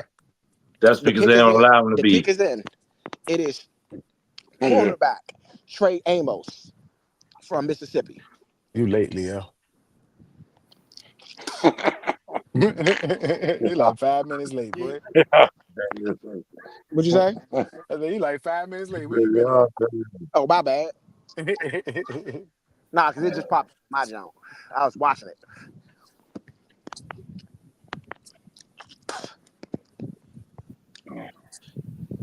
What y'all think about the pick? I like the pick. I like it. I like the pick. I like two of the players that I feel like we were going to that I wanted. Two players that I wanted are gone. So I mean, what's left? I'm not mad at it, but I definitely wish I got motherfucker RJ Harvey, or Mike Green. Trey Amos is definitely. We needed a cornerback. I said that. That way, Sanford still can go down into that box back to where he can be a blitzer, a run stopper. You know what I'm saying? Stuff like that. So and a big fixer. Yes, I like that. I like that. I like it because that's the type of quarterback. If a guy gets away from him, he's not looking back till he reattach. You hear me? You not get him on the head fake and none of that. He watches your hips. He watches your dips and your flips. Time to take the clips, baby. Good pick. Good pick. I like it. I'm not going to like it if they don't get a running back. Let me say that. They're going to get one. They're going to get one. May not be the one you want, but they're going to get one. You don't think Robinson can get it done? No, I don't think they use Robinson. I don't think they use Robinson properly, and so I'm I just want to see someone else. How should Robinson be used? How should it be used, bro? I don't think he got enough carries in the NFC Championship game. I don't think that they run laterally enough with him. It's too much stuff up the middle. I don't really like him up the middle. He just seems like he has a slow step going up the middle. So I would much rather them, play the edges a little bit with him. They do it when they do it, it works, but they don't do it a lot. So it's just in several different ways. I just think they could use him better. Well, you know why? They don't use him as much, and he's not in shotgun packages a lot like that. He just runs. He's not a good pass blocker. He's not a good pass blocker. That's just not his game. He's not a good pass blocker. He's not certain running backs just have that innate skill with them to pass block, and he doesn't. Oh, who not a good pass blocker? Robinson. And it can be taught. That can be taught. Yeah. Is he really put in a lot of situations where he's got to block? Like how many sacks was that's why before this season? Right. But that's why they don't put him in that. But that's why I was saying that's why they don't put him in them situations because he's not that. Eckler, they use Eckler and Rodriguez for that. They switched it up with Eckler. But blocking to me is like defense. It's about effort. And so if he's not blocking well, either somebody's not teaching him the proper technique. That's something that's coaching. I'm going to put that on coaching for me. Everybody can play that differently. I'm going to put that on coaching. He's been in the league for 3 years. When do you get better at that? When do you make a mental choice to get better at that? Why your coach got to tell you that? Properly. You get paid millions of dollars. Why your coach got to tell you that? I don't necessarily think the coach has to tell him. I just think it's the way they're teaching it. It's obviously not good. Whatever they're teaching him is not working. This is the thing. Why Eckler and Rodriguez get it, but he don't. Well, that's why they don't have. That's why they don't have him on the field. I don't know the difference in what they're doing. I got to see the tape to know that. You got to see the tape to know exactly what's going on. But I do think that if blocking is the problem, I do think that that's something that can be fixed through good coaching and through good technique and good effort. You got to stick your nose in there. How much do you need Brian Robinson to block when you got Laramie Tunsil and you pick the tackle and you got Ben Sinnott, who's basically a blocker? Right. Hey, how much do you need Brian Robinson to run the ball? If they send it in a full blitz, that's all I'm saying. If they send it in the full blitz and you audible the package. Did you see the quarterback we had last year? He's not going to hold the ball. They're not. No one's going to send a all-out blitz with 7-8 players, knowing we have talent. We didn't have talent everywhere last year. If there's talent all over the place, you're not going to send 8 players at Jaden Daniels. You want an automatic touchdown? It's going to be a touchdown, right? Like anybody that does that this season, if it's not a touchdown, it's going to be a huge gain every time because they did that when we had the least amount of talent that our roster has with with a line that wasn't great. Remember, for whatever reason, we decided to not, rely on not to go out and draft a lot with the offensive line last year. So there's a lot to see that we can pull off right here. Like I just don't know. I mean, don't get me wrong. Like you said, the all-out blitz. Brian Robinson's got a block. Eckler's got a block. Both of them will put their nose in there to block. Like I said, again, I'd have to look, but I can't remember right offhand a sack that Brian Robinson was at fault for, not picking up a blitz for Jaden. Again, could be wrong, but I don't think so. Trust me, my brother, that's because he ain't good at the play. That's why I don't have him in there when it's going down. I mean, well, Brian Robinson was the starter. So you're trying to say that they didn't run any play actions with Brian Robinson in the game? Not to stay back and block. He's out of the hole. So Robinson wasn't going out for that many routes, bro. Let me put a quick question in there. As a quarterback, when you walk in as a quarterback, do you feel Jalen put it together just to make it happen? What do you mean? I mean, now quarterback. I'm trying to get what you're saying. Like, do you feel like when you walk on the gridiron as a man, you sit there and say you got power to do something. So you got power to do everything. something. So he had the power to do everything that he had to do last year. He had to do everything for the team. That's all I'm agreeing. He doesn't have. So he don't have to do that. I agree with definitely. I'm saying he don't. He have definitely to do carried that this year. That's what I'm saying. Like what he had to do last year He carried out things. I understand that. We all agree with that. What I'm saying is that should be the last year that he ever has to do that. He literally is the only quarterback to ever come into a team that didn't have a full team. We got rid of 40 players or 28 players. You know what I'm saying? So he had to come into a made-up team that you got to build chemistry and all of this with most of the team that's together don't even got the chemistry at that time. And they made it happen. Now he's going to have a all-pro offensive line at least set in front of him before we hit the field. On paper, we have a all-pro line once Cosmi comes back. It's 2 Pro Bowlers automatically on the line. If you move Wiley back to guard, that's where he played his best at in Kansas City. Pickens.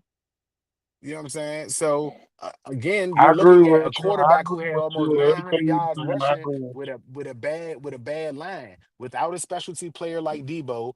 And once you add a running back, because there's still some speedy running backs in this draft where I don't really think you need the special skill set. So maybe you find that in another back. Robinson? So yes. Should we get rid of Robinson and Eckler? No. Not get rid of him. You just let him play his contract out. His contract will do it for you. I like Robinson though, to be honest. He's just got to step his game up. He's not going to play a full season.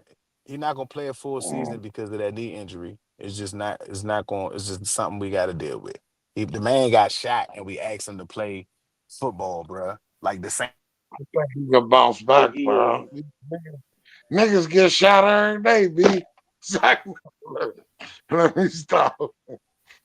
Y'all know the. Oh damn! I'm cussing again. Again, shout out to everybody out there. Just wanted to remind the folks out there, we are running a promotion tonight. We can bounce back. Like, share, subscribe. You get $25 tonight. Like, share, and subscribe. $25 tonight. We are running a promotion. Let's see who get it. Who gonna get that paper, baby? Send it in. Send that paper and do your thing. You're gonna get blessed, man. Shout out to the whole team, DC fans, everybody. Love y'all, man, for support my big guy, always on the show. That's my brother forever, man. You know, okay, so let me ask y'all, thus far, and everybody has their own picks. We're gonna swing it around the room. Who has won so far? Two, what is it? 2 rounds in? Who's the winner thus far of this draft? Who y'all got right now? Raiders. Raider Nation to me. Raider Nation to me, they doing what they supposed to do. I'm going with the Texans, man. I already like this Stroud. They got a good another wide receiver. They're gonna go crazy next year to me. I'm going with the Texans, man. Well, That's a good prediction. I'm with the That's a good Raiders, and then prediction. as a surprising pick, I'm gonna pick the Bears.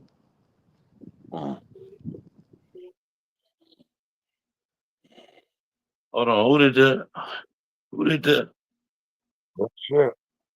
they pick? Oh, they got Terrence. Oh my goodness, they got Terrence Marshall. That boy is a burner. Oh yeah, the Eagles. Oh my goodness, he is a burner, bro. He's dangerous. I got him on my mob. He's dangerous. He's got Andrew Mukuba. Andrew Mukuba. That's who the Eagles picked. Where you from? The 64th pick. He went to Texas. Safety. Oh. He went to the Texans. Oh my. That's him. That's him. Oh my. He's nice. Goodness, bro. He's nice. He's lightning in the bottle. He's nice.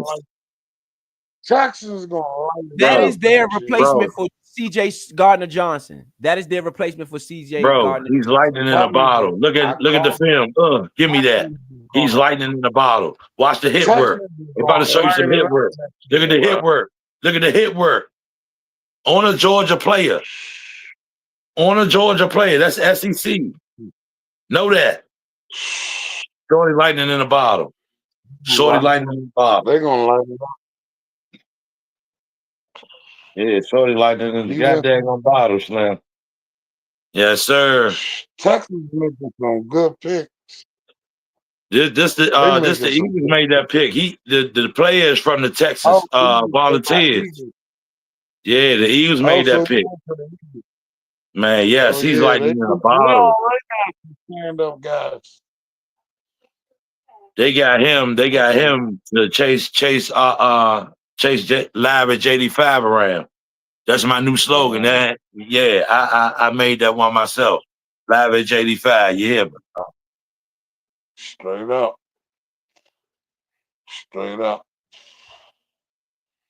But if y'all don't know, JD gonna get with you. JD gonna get with you on them plays. So you better be ready for it out there, shorty. You nice. You lightning in the bottle. I give it to you. You got good angles, tackle, and all that good vision. But you better be more than lightning in the bottle when it comes to playing him. I'm telling you that now. Giant selection. They got everybody out there. They got the Marines, Navy, Army, Air Force, National Guard, everybody out there thing. Salute to the troops, man. Salute to the troops. American everything, well, all Black American everything. Black America, bro.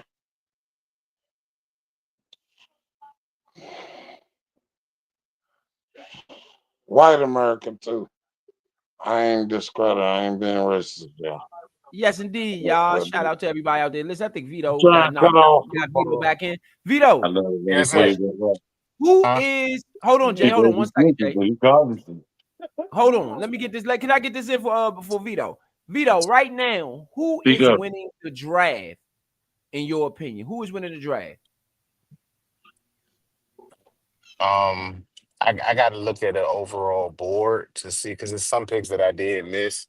I think the Browns right now not bad. Like I said, I don't know about anybody else, but I like the trade back to get an extra pick. I like Mason Graham. I think he's a really good player. And it allows them to get more dominance out of their already franchise guy. You get a day 2 guy in Quinton Junkins. I think I told you that was one of my favorite backs on the board as well. Me and Leo go back and forth a little bit, and maybe that's my debate style or whatever. But Quinton Junkins and Travion Henderson both did well more than well at Ohio State. I just think that Quinshon Judkins is probably the back that can handle a 300 carry season at some point. Travion Henson is a special talent. I don't think he requires that much of the ball. Like, I mean, he's one of those players that is like a Reggie Bush in a sense. And I'm not in comparison of Reggie Bush, just the type of usage that Reggie got. They ran the ball more with McAllister or with not McAllister, with the back that used to be with the Ravens. You know what I'm saying? So you gotta have Ingram, if I'm not mistaken. So or was that McAllister and Reggie Bush? Either way, one or the other. It's just that he's more of the lightning in the bottle, and then have someone else to be the secondary back, Rondé and the Tiki Barber kind of thing. And they have Rashandre Stevenson out in with the Patriots. I also believe they had Antonio Gibson. Ooh, So Giants pick is in. Vito. Darius Alexander out of Toledo. The D defensive tackle. tackle. That's gonna be D I tackle. told y'all the Giants is building a defense, bro. Man, They're that going to boy have a picking people defense off. like back in the day, Man. bro. They're gonna have a defense like back in the day. Shawty beside Dexter Lawrence. So you know what? So if anybody that hasn't been paying attention to the feedback of the other teams, I pay attention to all of the NFC East. The Giants felt like Abdul Carter was undersized. A lot of the Giants felt like Abdul Carter was undersized, but they did not feel that there was anyone else that brought his same style of gameplay and caused the havoc that he did at his position. So what their take is that if they get bigger, pause, on the inside, then Carter would be able to attack the outside because the inside will be if the inside is getting put, if you get pushed up front, you can push things to the outside where maybe he can be more effective. So that's what the Giants defensive coordinator has been trying to orchestrate. So that may be why their picks have landed the way they have. I think the Giants are doing a really good job defensively. Overall, I'm not sure. It depends on what Jackson Dart becomes. But again, I don't think that Jackson Dart is going to start. So I don't know if you judge the number one pick or their first pick until he gets on the field. That also gives them time to let some of those other draft picks, go without having a lot being said about them. Like I said, Abdul Carter is going to be said. So, they moved up to get Jackson Dart. I think you have to, take some consideration into the fact that they traded up for that. So, there's a lot to expect in that particular situation. The Jaguars, I still remain to say I'm impressed that they traded up for Travis Hunter. Okay, For a so player like that, you you gotta said the want him. Jags. Go ahead. Yeah. For a player like the Jags, like you gotta want him. And for a player like Travis Hunter, you gotta want him. And they did what anybody else should have done if they wanted him, which was to go up and get the player. And the Jags did. I'm excited to see what they have going on down there. I like the other draft picks that they have as well. So it just depends. I do like what the Ravens did. I can't. There's nothing the Ravens did wrong at all. They always Ozzie Newsome and company have just been great at that, bro. I don't know if there's a better team right now at the level of players that they get where they pick at every single year. So, and I think we did fine. I think we've done well. I don't want to discredit our draft either. I think we are shaping up to have a top 5 line. Jaden Daniels, if anybody doesn't remember, got sacked 40 times last year plus. You want to cut that number down, and if you can get him down and off the ground, that takes away him possibly getting hurt, and anything that can take away from everyone's scare, which is for him not to end up like our former quarterback. We're not going to mention so that we don't bring that to us, but that's what everyone's crossed their fingers was last year for that not to happen. So I think these things right here are to help secure us not having to go through that and being able to say we got a franchise quarterback for 10 years because we can actually protect them and not go through what the Cowboys have gone through over the last couple of years. Yeah. And I like the Bears. Like I said, what I said when I first got on, I like what the Bears have done because day 2 made day 1 make sense. Yeah, that's why I was saying. I think I got cut off when I said that the Bears is my number 2 pick for like having a good draft because realistically they got some weapons and they got some protection for Caleb Williams. You retool on offense quite a bit, Mm-hmm. So I agree with you 1,000,000% on that, V.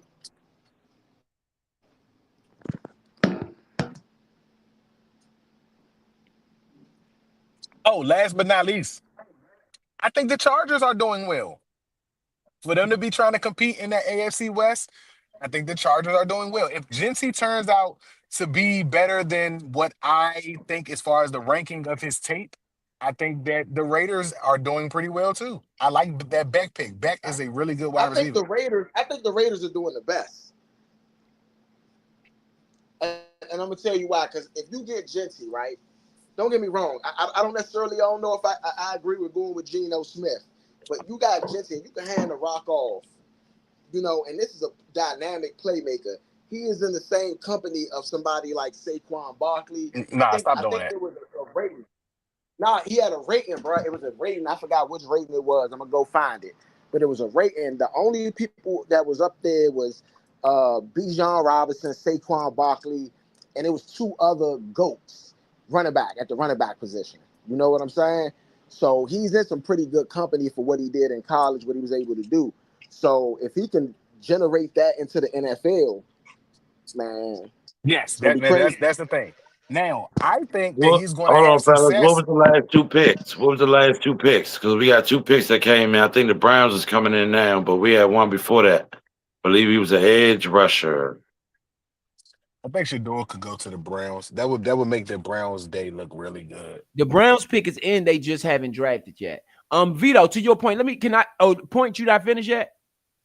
No, I'm done. Okay, no. I mean, bro, you got that last pick, bro? Who was that last pick? The Browns. Not the Browns. Not the Browns. Before the Browns. Before the Browns. Who was it? The Giants? Darius Alexander? No, that's round 3. 65. No. 66. Ashton Gillette. Harold Fan Jr. 67 for the Browns. Oh, wow, Browns there. The Raiders are on the board. Harold Fan Jr. was the pick. I just read it out. So whatever the pick was before the Browns, I definitely read it out. Okay. Shout out to everybody out there. Shout out to Bowling Green. Just in response to what you said, this is my problem with what the Giants are doing now. Is they had the 31st ranked offense last year. They did have a running back who came on late. And I get it if you're going to go back with him. I just think you needed a little insurance at the running back position. I do think that you needed something to go along with Neighbors. So again, I don't think the defense was the problem with the Giants. Their defense was ranked 21st, I believe. Yeah, 21st of 32. That's not great, but their defense, their offense was ranked 31st of 32. And so I just don't know if I'd have went defense after that. I mean, you know what I'm saying? I just think I would have focused on the offense. That's my only problem with the Giants here. So understand that the Giants' offense was absolutely horrible because Daniel Jones didn't get better.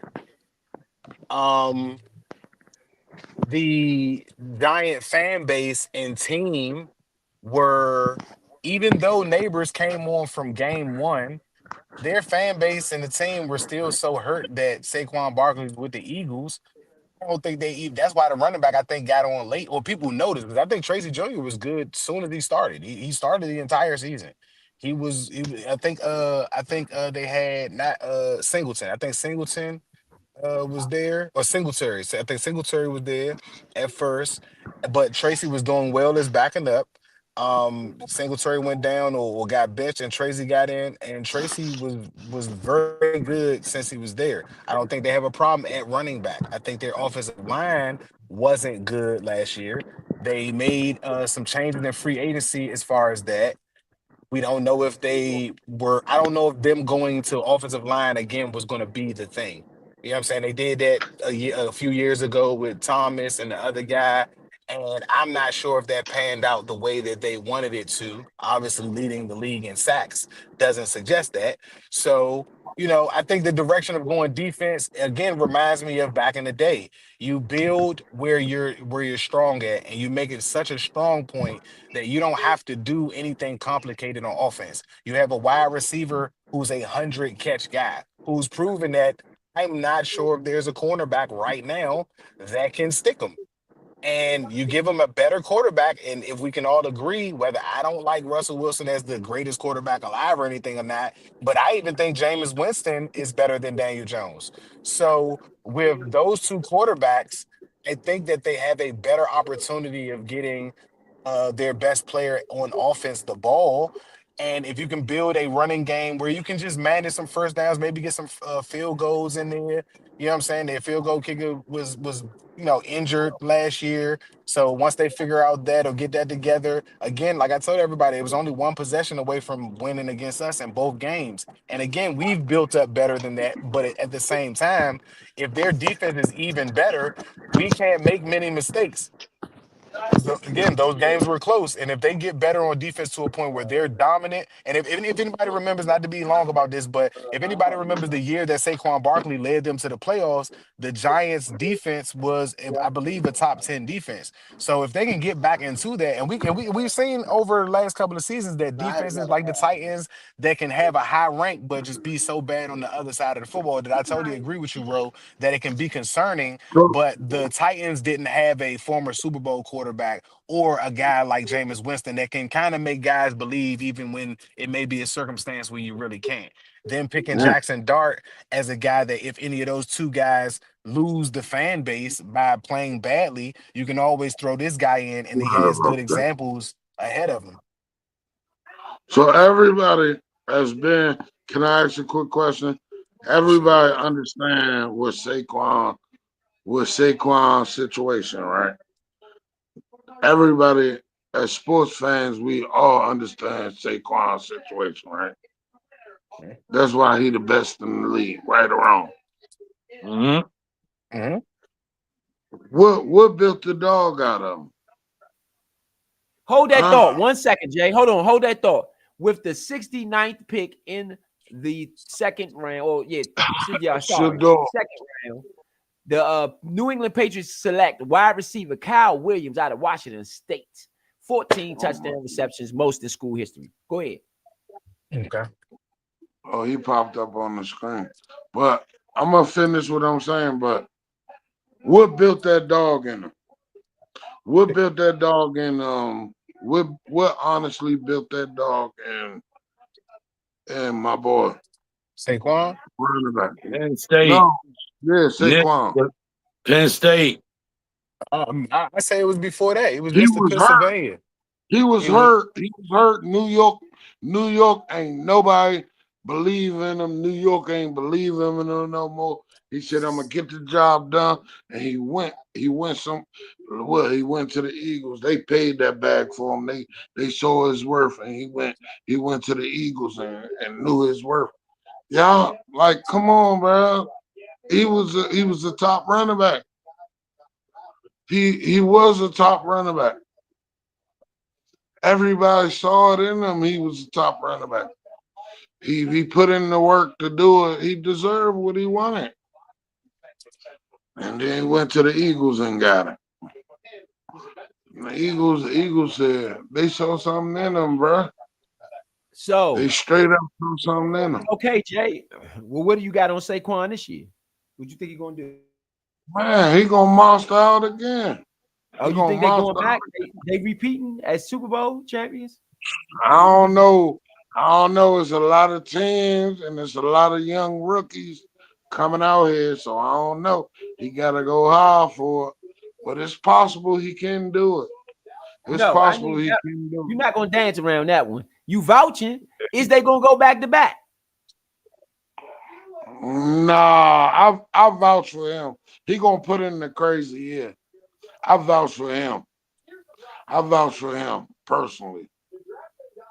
Do he go? Does he get 2,000 again this year? No. I think he'll get close. I think he'll get close, if not more. He got something to prove. What do you got to prove? He got the ring. What you think he need to break the record? Because they ain't let him break the record. He got the ring. The record? I don't know the record. He was supposed to go over 2,000 yards. Over to what was it? 2,184. 2,184. 2,184 is the record. It, right? No, he did not. Nah, they ain't let him break it. They set him out. Yeah, and guess how humble he was. He said, "Nah, let him work, bro. I get it next year." He's going to get it in 16 He got that dog. He got that dog in him, bro. He know he gonna bro.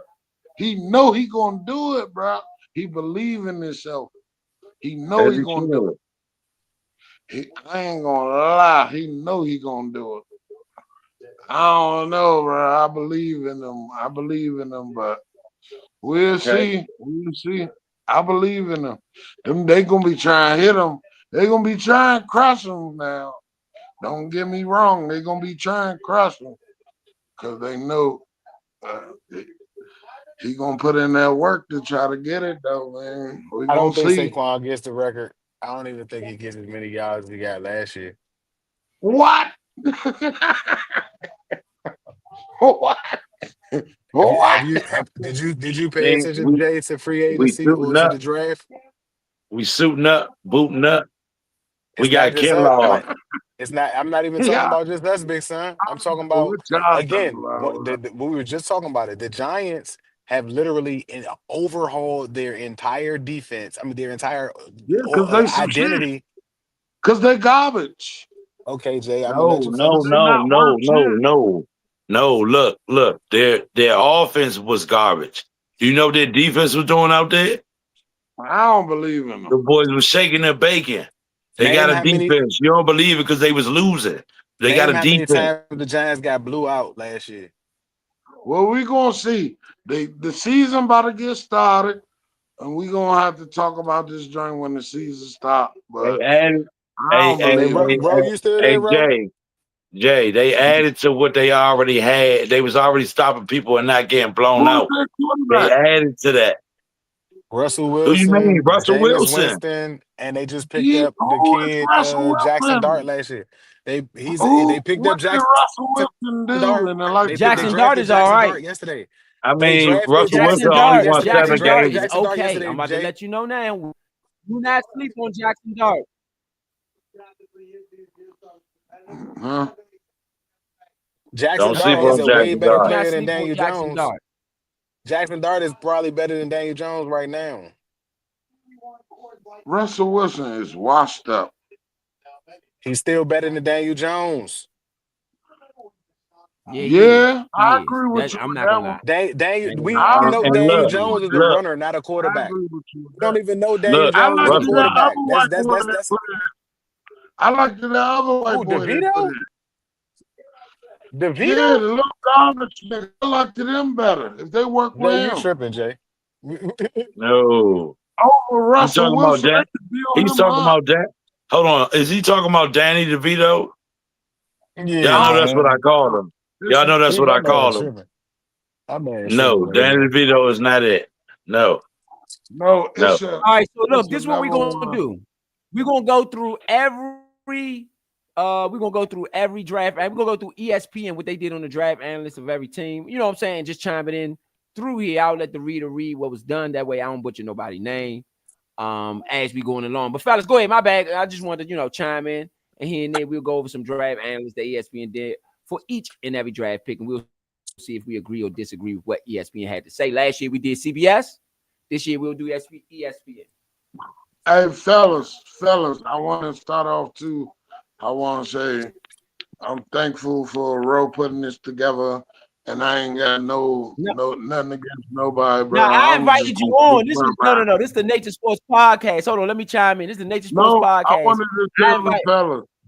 I just invited you on. That was it. I invited you on. Yeah. When we get to talking about sports, when we get to talking about football, there's something I love, and I don't want to discredit nobody, but I just feel how I feel about football, my certain way. So don't take it no way, y'all. We respect all opinions. You know what I'm saying? We respect all opinions, But you better be educated on your opinion because we're going to call you out now. I want y'all to. Hold up, y'all. The pick is in. The pick is in.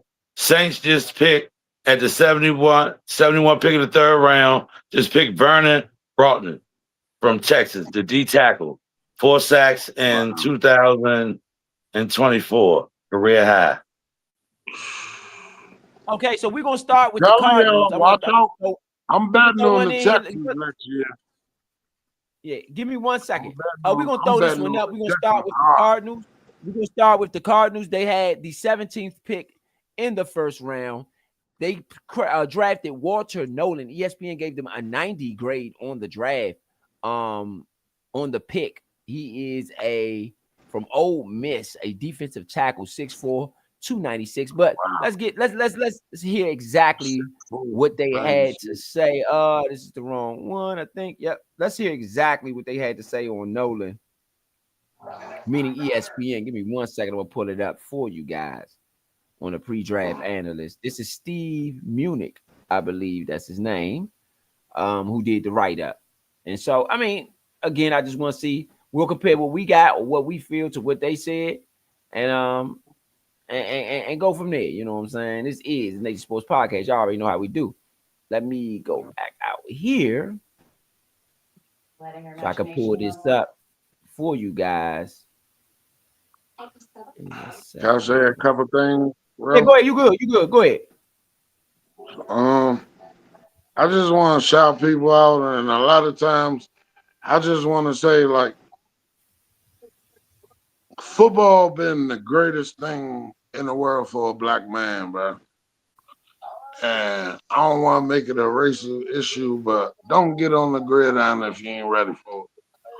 Like, straight up, like, we live and die behind this shit, bro. We love this sport, but football has been the greatest to us, bro. Families come together for that and everything, man. Everybody. So yeah, what Jay trying to say, respect the game. Make sure you fellas going out there. Make sure y'all respect the game. You know what I'm saying? And get it in. You know what I'm saying? Make sure y'all respect the game. You know. Yes. That's what Jay trying to say. Had 14.5 tackles for loss and 6.5 sacks last season. He's an outstanding run defender who wins in different ways. He slips blocks. This is the gridiron. Football. He also stacks and gets off. Love it. Splits and fights off the teams. He has the range and motor to make plays in pursuit. He works half the man and can beat blockers clean with his hands.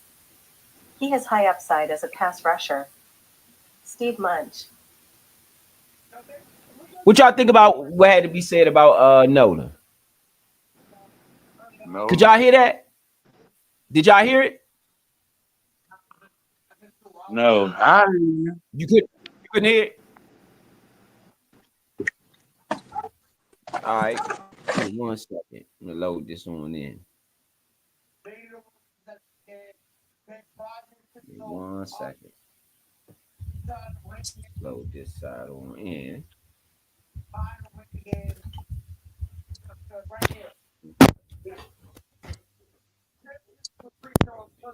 In there.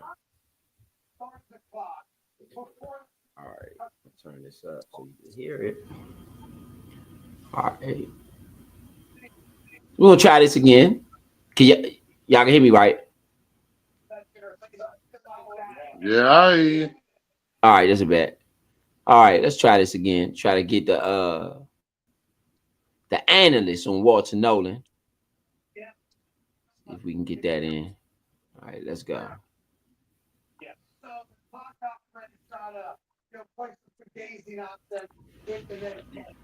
Nolan had 14.5 tackles for loss and 6.5 sacks last season.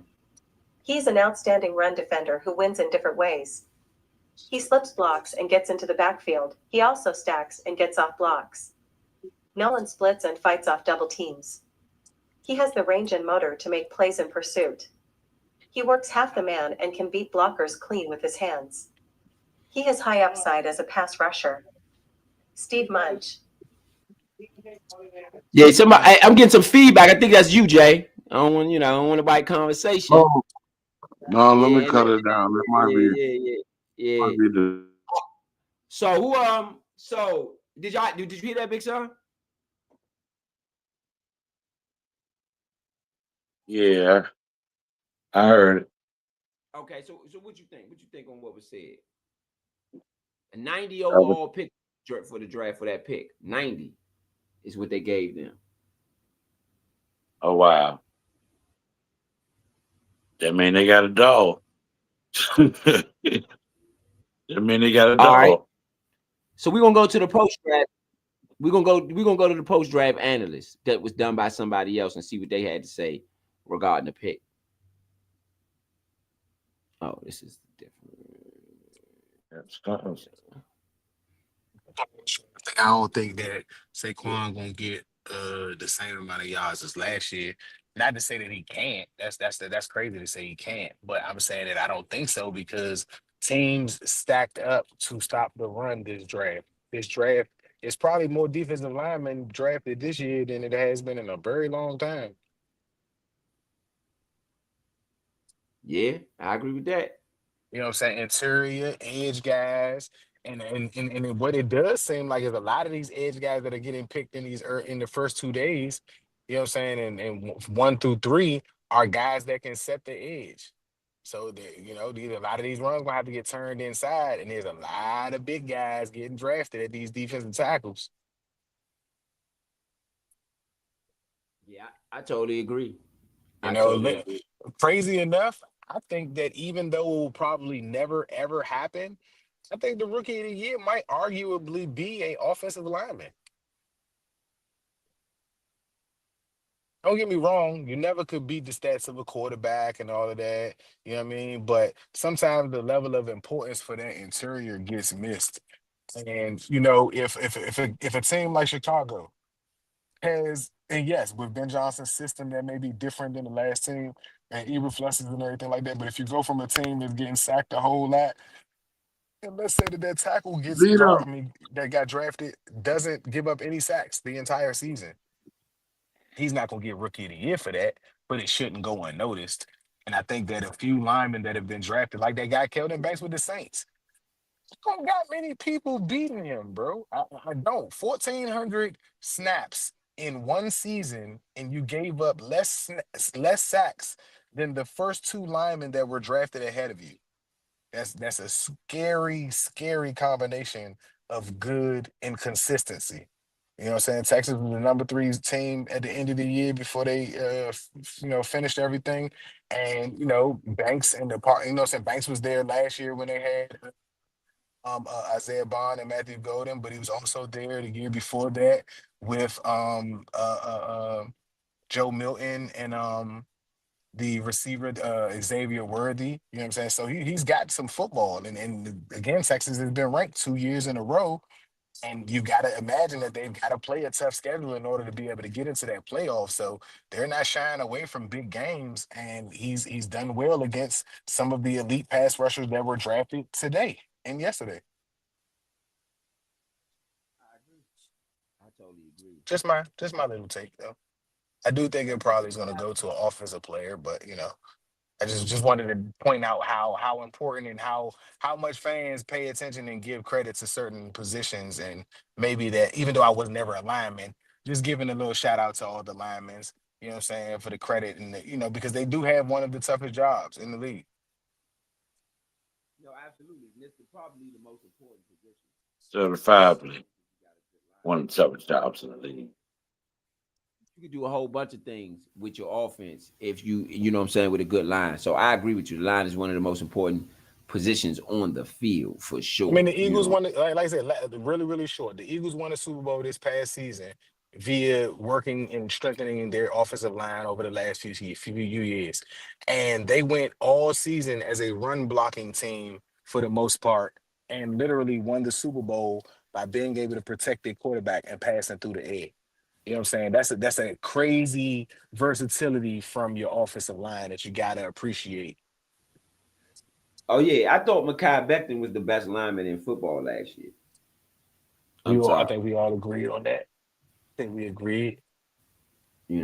So, I mean, I think that's a huge loss. He's one of the reasons why I say that Eagles going to fall off a little bit. And I know a lot of people think I'm crazy for saying that, but I think he was just really good with that in that offense.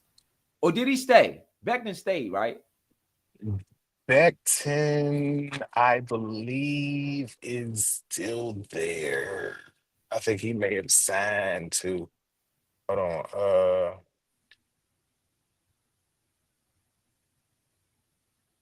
Becton is now with the Chargers. He left. See? Oh my goodness. And then the Becton Chargers gonna be with Omar and Hampton. Hampton. Oh my goodness. Bruh. Yeah. Chargers, man. Chargers on the low. On the low. They might be the new skins this year. I said that was one of the good picks. Yeah, they still got Herbert. Regardless of how he played, they still got Herbert at quarterback. Yeah, no, that's the same. Once Harbaugh is able to unleash that guy, he got to remember that that's not JJ. That's not JJ McCarthy, bro. Right. That's a certifiable 4,000-yard quarterback in that division, and who was arguably on pace to be right there neck and neck with Mahomes, if you ask me, regardless of whether he got the rings or not. It's just as far as competing, like a Josh Allen to a Patrick Mahomes. You know what I'm saying? Or Josh Allen to Tom Brady at one point in time. I mean, so it's just that constant competitive that you need somebody in your division that challenges you would be better. And without, don't get me wrong, if Omar Hampton can do what J.K. Dobbins did this past season, you're still talking about crazy good season and possibly for the Chargers to go right back to the playoffs again. But they have to include their best player, who right now would be Herbert. You know what I'm saying? He's a top 10 quarterback in the league in terms of he's a top 10 quarterback to me. I'm not gonna lie to you. In my opinion, he's a top 10 quarterback. The numbers this year did not show it, but you got, let's say, top 15. Dallas Cowboys. The pick is in for the Dallas Cowboys. Let's see who they about to get. They got on the field is still Shedeur Sanders is still up. Jalen Milroe is the two top, according to, I believe this is NFL Network. Those are the two top prospects left. The Cowboys. Man, Cowboys not gonna do Jalen Milroe. Shavon Revel Jr., cornerback. He is a beast. He is a beast. Shorty is. I wouldn't have minded him over Trey Amos, but Shorty. But I do like Trey though. I don't want to take anything away from my pick. It's not a favorite over, but I do. Man, Revel is a beast, bruh. Revel's a beast, bro. If you go to any of his game tape and listen to the commentators, his name's all over the game. He tore ACL in practice in September. That is the thing. He's gonna be fine. He's gonna be fine. He already had the year off so he should be back by the time the season starts. I mean, he should be already ready to play by the time the season starts. His 23 tape though, bro. Like I said, he would have went in the first round if he didn't have that injury. Shawty's a lock, bro. He or at least in college. Well, I gotta see him after this injury first. They take it. But that's why he dropped. No, it's the third round. Right. You know, but that's still, that's not that big. Bro, it's a first round talent. It is an ACL though. It's a first round talent. This not back in 2000 or 1999. You know them after AP got hurt and the league had to make sure that they helped him. Then it came up with all types of medicine and stuff. Now they can fix almost anything. The recuperation and rehab process is probably a lot easier for a younger player rather than a Kirk Cousins. You know what I'm saying? Like, even if they say that, you know what, we're not gonna rush you back. Let's let you wait till week 10 before you get your first burn. By being a pick in the third round, and the team the Cowboys already have cornerbacks. Y'all remember the slot cornerback that they had came in last year because Bland was hurt. That was checking out De'Ami Brown. He wasn't bad. So either their coaching, as far as Zimmerman, you know what I'm saying, isn't bad. I know they got another defensive coordinator, but they got some players over there that can already play right now until Shawty gets right. But if you got any issues with that DeRon Bland contract at the end of the season, you may have replaced him with the guy that was playing last year. Or if Revel works out and you can get him on the field at some point in time, then you might have stole a player that you picked up a year early. Yeah. And like I said, he's first round talent, bro. There's no sights about that. Like, he's first round talent. The injury would have been the only reason why he dropped. No, that's what I'm saying. I just got to see him after this injury. I mean, after this, it's an ACL and he play corner. It's a lot of stop and go. You got to be physical at the point of attack. I just got to see it first. Yeah, no, that's cool. That's cool. That's cool. But that's what I'm saying. Like, I just don't feel like ACLs are career-ending injuries anymore, like they used to be. Right. I can On agree career, with on that. career stoppers. You know what I'm saying? Now, if anything, he may lose a step as far as speed, but he was already fast, bro. You know what I'm Right. saying? So, like, if you lose the step and being fast, if your technique is proper, and you know what I'm saying, if you can tackle Well, and you can read, you know what I'm saying, play, like your play recognition is high, you should still be okay. well, let me say this too. I wouldn't play him this year. I always believe that you should give it 2 years. That's my personal Uh, opinion. I mean, I don't know. I don't know. I mean, that's to each his own. And again, That's my preference. Right. I still think that the Cowboys are in a situation where if they have to, he could sit. I don't think he has to, like, based on they got Trayon Right. Diggs, they got Deron Bland. That guy that was at the slot last year was pretty good. I can't remember his name right now, but he was pretty good for at least the games that he played against us. I don't know about against everybody else, Right. but he was They pretty good lost against Jordan us. Lewis. That's the only thing they lost in the secondary. Jordan Lewis. That's what I said. The other guy was better than Jordan Lewis to me. Right. I'm not saying Jordan Lewis wasn't okay, but that other guy was like he was sneaky talent that I don't even think they knew they had until they had to play him. But again, that's me. I'm a former cornerback. I kind of can assess DBs in a certain way, or I have a certain way about assessing DBs. I'm not always right, but I understand certain DBs, like the level, what they bring. I'm really good on guys that have great back pedal motion. You know what I'm saying? Like on reading how they can translate their hips in the NFL, if that makes any sense as far as just them turning and getting into coverage. Like I said, there's a guy that I would really, really like, but because we got Amos, I doubt that we're going to draft Porter. But Dorian Porter, bro, is a freak athlete, bro. There is not anybody else in this draft that's 6'3" and cornerback that runs a 4.3. Yeah. And I'm yes, Trey Amos is a good player, and I honestly, and no shade, I think that Ole Miss had a better year than Iowa State, but they both play in tough conferences. You know what I'm saying? The SEC you just can't really beat the SEC though. The SEC is still one of the top divisions in all of sports right now. So you know if you're looking at it, you say, all right, I'm getting a top end player from a top end division over a freak athlete who had a standout season, but may not be as polished as the one that I picked.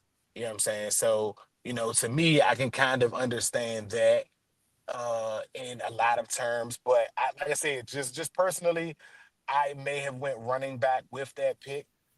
But Ro, like me and you did some watching and stuff, and I told you there's a number of guys that I think are good. If Leo is still here, not to drag on, Leo, did Keldon Johnson get picked? Is Leo here? I don't think he's here right now. I don't think he's in right now. So he like Keldon Johnson. I was just trying to see if Keldon Johnson got drafted from Iowa. Hold on, let me see if I can pull it.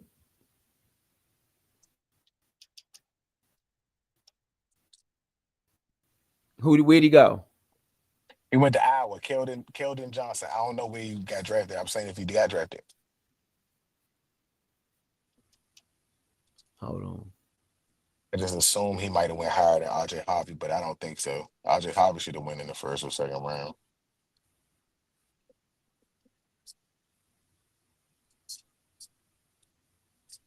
He went to the. I don't see it. Hold on. He went to the Broncos, bro.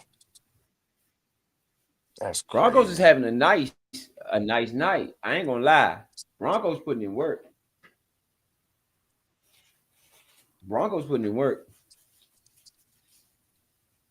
I'm so sad, man. God rest the soul of Kyra Lacey. The Cardinals picked Jordan Birch. Jordan Birch went to the Cardinals. 2024, third team All Big Ten. He's an edge rusher from Oregon. Okay. Not bad. 78th pick.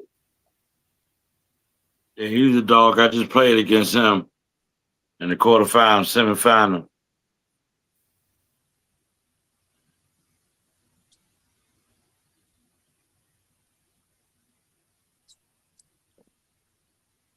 Yeah, so it's massive. It's massive. I mean, again, Redskins had their 2 picks. I believe they added to what they had. I would love to see us get a running back today. I mean, throughout this draft. That's the only thing I'm kind of banking on. Is I just need y'all to get a running back. Bro, we are. Calm down. I promise So you they got you. I promise you they got you. And at worst case scenario, remember who I told you that they had that they bought in for the power 30, for the you know what I'm saying, for the 30 for the top 30 prospects that they bought in. You know what I'm saying? So they have a player that may possibly go as an undrafted free agent.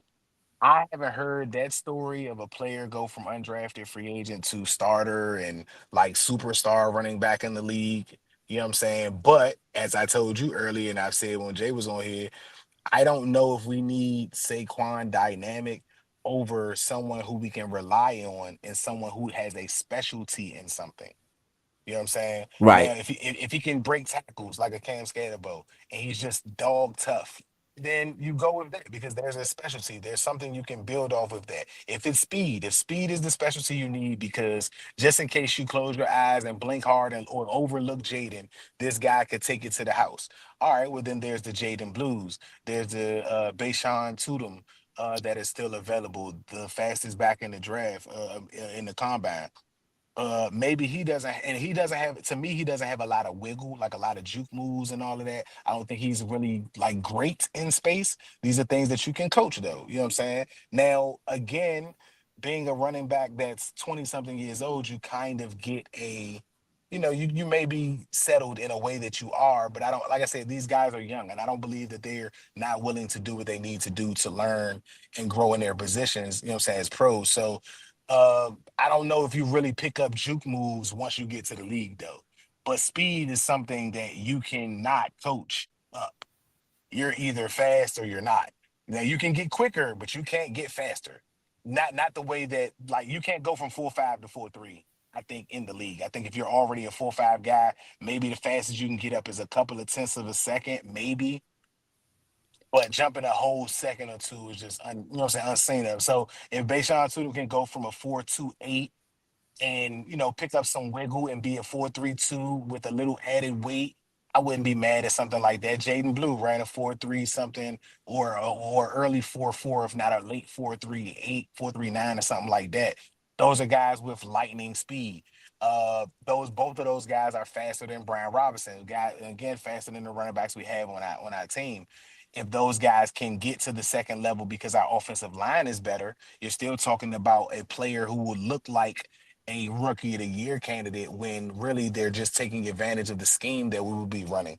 I don't know if Cliff Kingsbury runs as much to ever have a running back be rookie of the year or player of the year for that matter. But us running the ball is going to be very important. And I believe we definitely pick one this year, seeing as though all of the running backs on the roster are all on 1 year contracts. right. And my thing is this too. I think that Cliff Kingsbury gonna get desperate this year just to find whatever he can find that is successful. I don't think this is gonna be the year of let me automate my stat sheet. Basically, I think they really gonna be going out to just win games because teams are gonna be playing against us basically on desperation mode almost. Well, I don't disagree with you, but I also like to add that I think the first few games are really going to be teams trying to figure out, is this the team from last year? Is this the 4-13 team and we just got lucky? Yes, we know Jaden's good, but let's attack Jaden because, one, can you name a defensive coordinator outside of maybe the Giants and the Falcons, because they were creative, but they weren't successful once he figured it out. But they were creative, you know what I'm saying? And the Bucks, because they got the win early, but we got the win back. So I don't know about that. But let me move forward. I'll say, like, do you think that there's a coordinator that's creative enough to feel like they already have Jaden figured out? Because if you come into a game where you feel like you got him figured out, you still got to figure out what to do with the additions that we've made. We had Cornelius Lucas as our starting tackle to start the year out. I think all of us would agree that we all felt like something was wrong with Adam Peters, or maybe it had bumped his head and just hadn't been here long enough to see that Cornelius Lucas wasn't supposed to be the starter. Not a bad player. I was a fan of Cornelius Lucas, but I knew we could do better. With the addition of Laramie Tunsil, you gotta imagine that we're going to be a lot better at the left tackle spot than we were or have been since Trent Williams has been there. Now, let's say that Tunsil's not Trent Williams. Let's just say that he's just as good as, or close to, but maybe not as aggressive as Trent in the running game, but he's just as good in the passing game as far as protection. And you can count on him to not give up more than, let's say 5 sacks. A 17-game season, let's say that your Pro Bowl tackle doesn't give up 5 sacks. And that's pushing it. If he gives up 5 or more, it's a failed season from somebody who should expect more from himself. So let's just say 5 at max. All right. I think you win if you can only give up 5 from your left tackle. If your rookie who gave up a lot of sacks last year, and you got to imagine that Tunsil was going to be way better than Coleman was last year, the guard, Allegretti, really didn't give up a lot of sacks like that, surprisingly.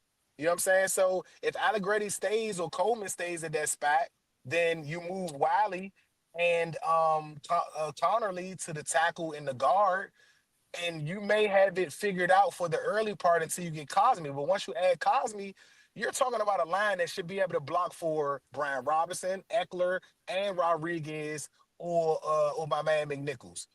So if you, and not saying that I feel like they shouldn't pick a running back, but what if the running backs are now in a situation how the free agents were last year, where now it's prove it. Prove to me you want to be on this team, not just in the NFL, but on this team. Prove you want to be with this special, like with this special player, J5. Prove that you want to be the back carrying the load for this squad. So if we got to do it as committee, let's be honest. We have the #1 rushing quarterback from last year, which is a benefit. We've all seen what Lamar Jackson has been able to do. If we can run by committee and these guys get legit yards because we have a line to block for them, no, I don't think we should go in without drafting a running back. But if we don't, and our offensive line is way better, just what Roe pointed out to me with Alpha Morris getting 1,500-1,600 yards his first year, we're missing that. And even if we don't have the special player that can do it, that offensive line that Alpha Morris ran behind with that system was damn good.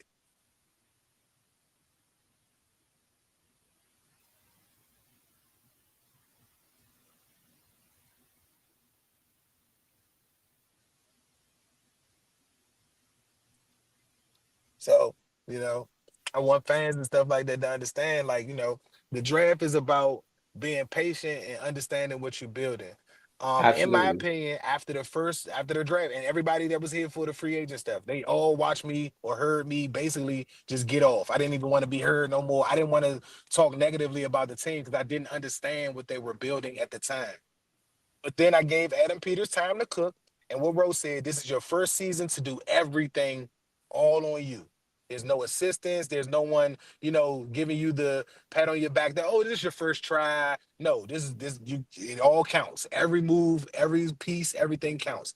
He's done a really, really good job with contracts, or even though with the assistance of the guy that we brought in, but he's done really good with contracts, bringing in guys. There are a few people that we all feel like maybe they got a little bit more time or a little bit more money, like Dorrance Armstrong contract.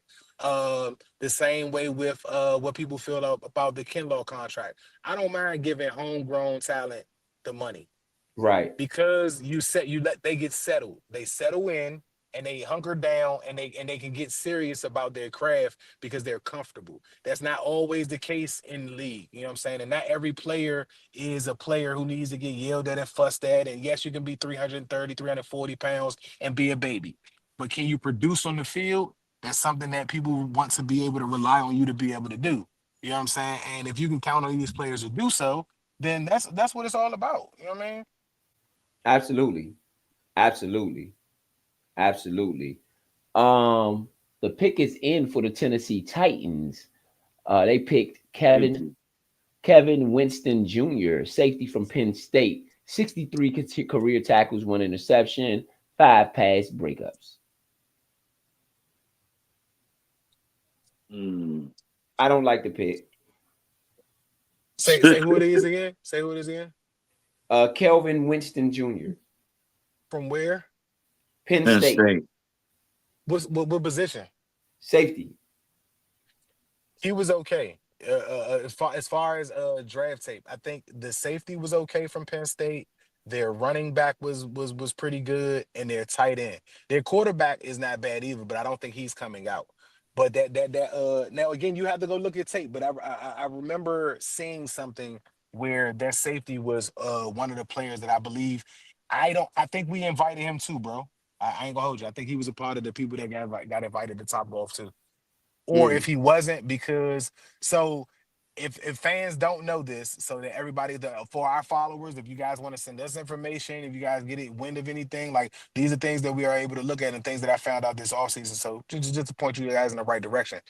Every team in the NFL has a hub. That means that there's a colleges within a radius to those teams. Those schools allow for those players to be interviewed by coaches without using one of their 30 picks that they get to interview. So there's a local group of kids or draftees that come out that they interview, and then that 30 is amongst everybody that's in the combine, like from all over. But I don't want to name them because I don't want to jinx any guys that we possibly could still be looking at. But just imagine that colleges like the Merlins, the Old Dominions, the maybe even the Penn States, because even though they're in Philly's region as well, because we're all in that metropolitan area, those players are all welcome to be invited to the individual draft selection. I mean, individual interviews and stuff like that by the coaches and staff. They can see them as many times as they want to within the draft process, outside of the 30 that everybody has to list that they visit or have interviews with. So it's just a piece of information that I found out this year that I think was useful for you guys.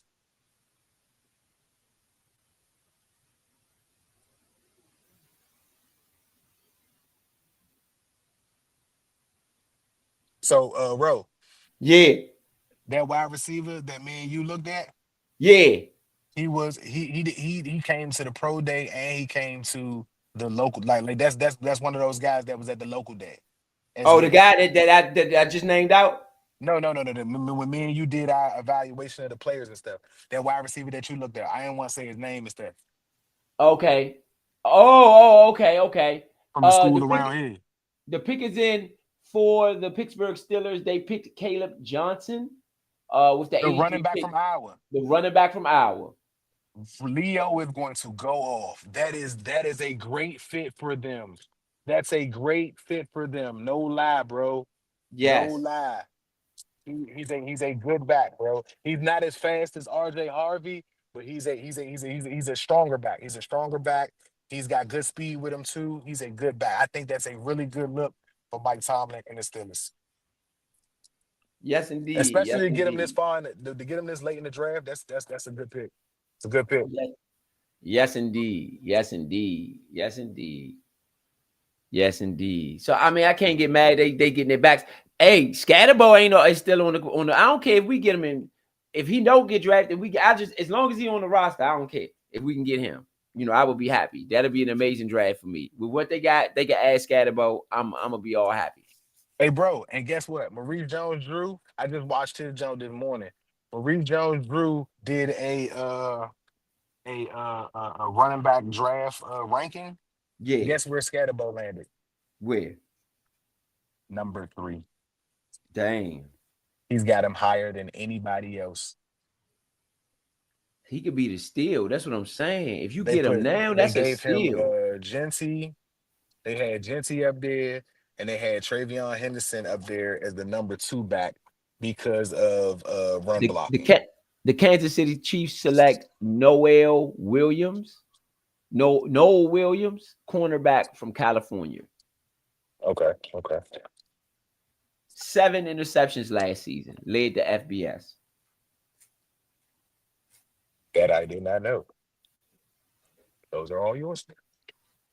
Yeah. 7. Yeah. That's yours from last time when I was the one that was empty. So shout out to everybody out there listening. You want the bet? The Nature Sports Podcast. we're gonna go to a quick, not commercial, but a quick drop. We like to do our own drops here on the show. Make sure y'all subscribe. Make sure y'all hit us up. Make sure y'all do everything that's needed that you gotta need to do to go in and lock it in. We're giving away $25 a day for the person who likes, subscribe, and shares. If nobody does it, nobody gets the money. We are not playing. Maybe you think we are faking. We are not. But if you can't do it, you won't get it. So that's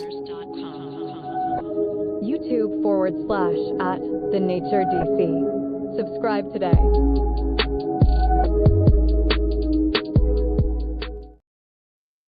Yes, indeed. So that's where you can go ahead and hit that subscription button, to get it in here on the Nature Sports Podcast.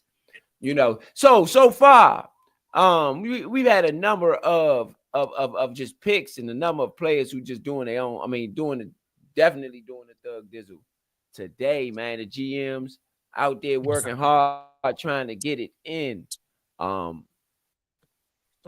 We still wanted to go over everything that was picked, every pick that was picked. So, of course, wanted to let the reader do some of this work here. How you like and just give us a little analysis on everybody that was picked. Huh? No, that was my bad. Okay. Yeah. So, again,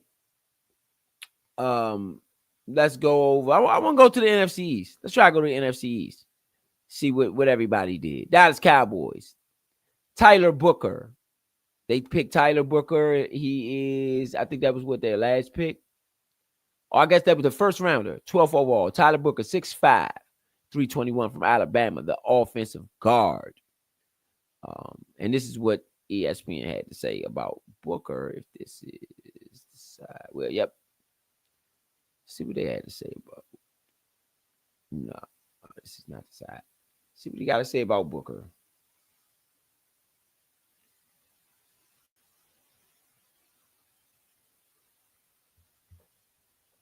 Again, shout out to everybody out there listening. It's Nature Sports Podcast. NFL Draft. This is a whole new season. Again, I always say the Redskins is going to have target on their backs. Vicious target on their backs. So I just hope they ready to go, man, and understand they're not the same team from last year. People know who you are this year. You crapped up on people last year. People want to be prepared for them fourth downs y'all like to run. People going to be prepared for that. They're going to practice it.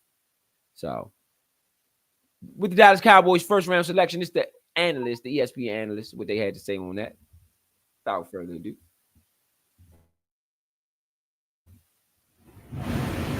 Dallas' run game suffered in 2024, and the front office is now committed to improving the run game through the offensive line. Booker will line up at right guard between Cooper Beebe, who was drafted in round 3 last year, and right tackle Terrence Steele. With the retirement of Zach Martin, the Cowboys are immediately trying to replace the future Hall of Famer with one of the safest players in the draft. Booker wasn't ranked in the top 20 on my board, but the Cowboys' history of drafting offensive linemen in round 1 is brilliant. Miller. What you think about what he had to say? If you got any analysis. My thing is this. They do have a lot of young players. But however, their offensive line didn't look particular. It wasn't bad, though. Cooper Rush, he had a lot of time to pass the ball last year, So it wasn't bad. I can't say it was bad. And Rico Dowdle did run the ball effectively last year, so I can't say it was bad. However, that was under the Mike McCarthy system. They have a new system with Brian Schottenheimer. I'm going to guess that it's not going to work because Brian Hodge, I don't even understand how he even got the job, to be honest. I just didn't view him as even a prospect at all, rather than someone who landed a job over like a Bill Belichick and all the other people you could have got. But hey. So I just don't see that working out. I just don't think you're going to get rewarded for doing anything silly. And I think it's the whole Cowboys thing, top to bottom, starting with the hiring of Schottenheimer. Starting with the hiring, I just think it was all bad.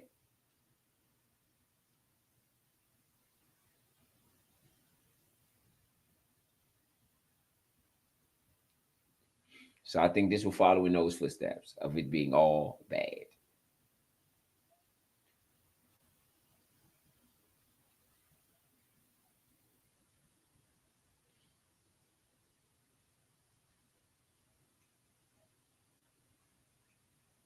We are on pick 86. Los Angeles Chargers select. Oh, just missed who they selected.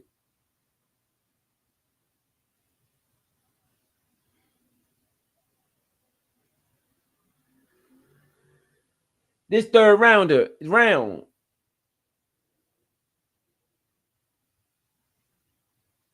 going to move up. I believe to 102 is where the third round ends. The pick is in for the Green Bay Packers. They are on the board. The Packers have the youngest roster in the NFL in 2024. Average age 24. The average age is 24 years. Their wide receivers in 2024 had the most drops in the NFL. Josh Jacobs had 15 rushing touchdowns last year. It was the most of his career. Packers going to be dangerous. The NFC is going to be back where it's supposed to be. I believe San Francisco rebounds this year. They will be a threat, if you ask me. I believe the Rams might take a step back. I do not believe the Rams should have brought Matthew Stafford back. As good as he played really good the last time he was out. In that Eagles game, I felt like they should have won that game. If they didn't fumble twice, meaning the Rams-Eagles divisional round playoffs, if they didn't fumble twice, meaning the Rams, then I feel like the Rams probably win that game. They fumbled twice in the fourth quarter. Both fumbles, I believe, were in their own territory. That's simply not going to work.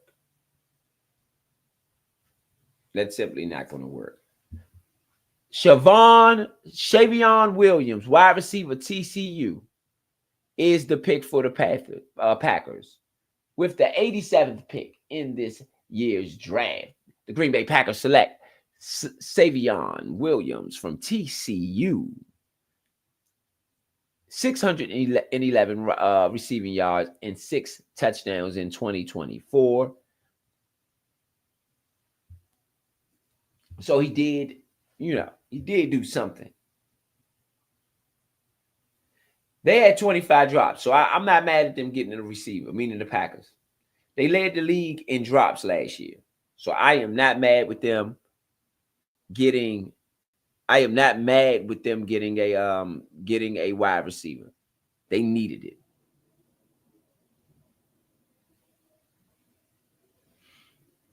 They absolutely needed it. Can't be mad at that.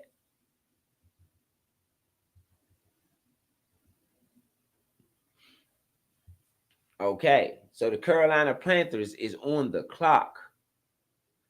Their only selections thus far for the Panthers has been Travis Hunter.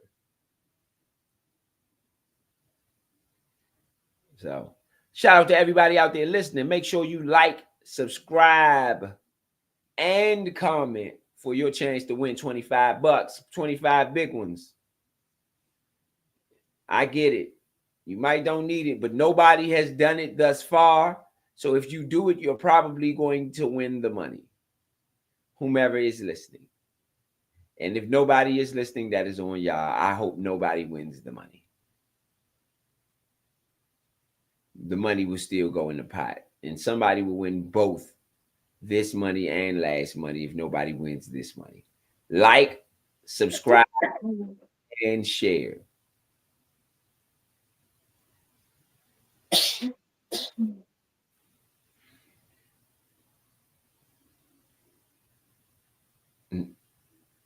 Jacksonville Jaguars on the clock.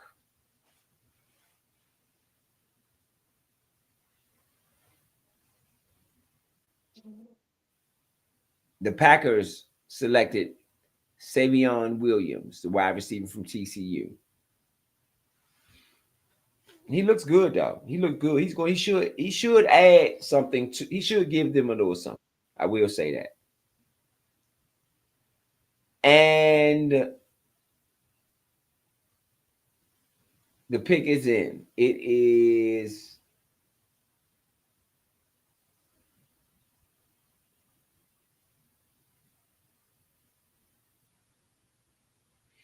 Let me see who the pick is for the Jacksonville Jaguars. Okay, here you go. The pick is in for the Jaguars. They haven't selected yet. I thought they did.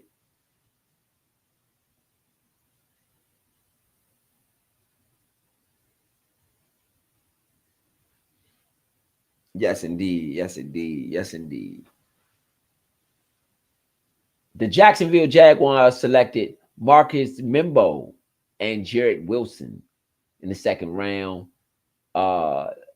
So not to mention Travis Hunter.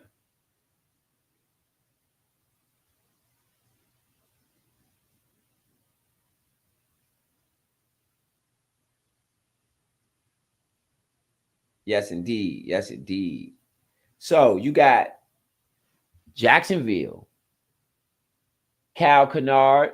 That's the linebacker. He's still available. Braden Swanson is still available. What we gonna do? Like I said, let's go to the reader so we can get some analysis on some of these guys who came out. Who's going up now? Jacksonville Jaguars. Let's go to. Are we gonna be in for another like 10 minutes? I gotta leave out real quick.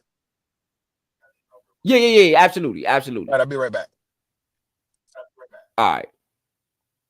Yes, indeed. Uptown Vito had to take it on out. Again, we're gonna go to the reader, man, and get some of these and get this analyst on exactly what is felt by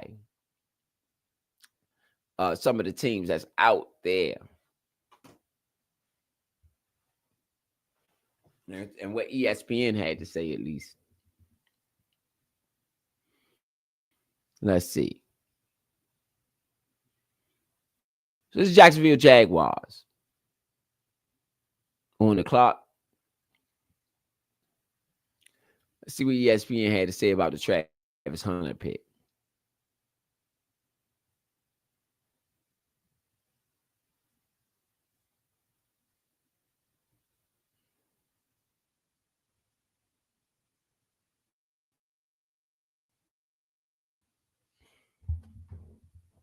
Hunter will make an immediate impact at wide receiver and cornerback for the Jaguars. He'll slot in next to Brian Thomas Jr. on offense, while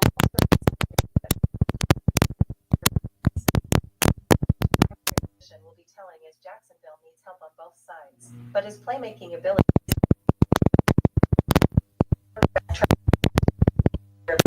New head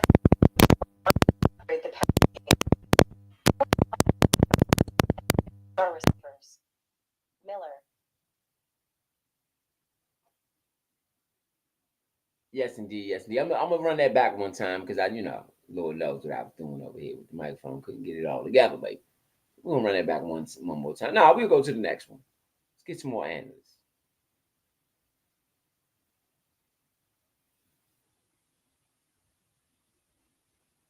So that was the Travis Hunter pick for the Jaguars.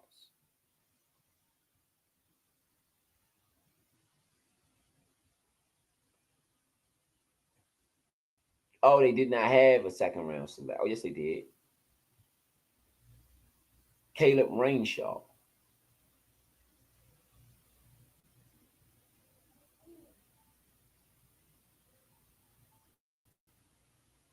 He didn't get no post draft analysis. So let's continue on down the line. Kansas City Chiefs. Josh Simmons with their pick.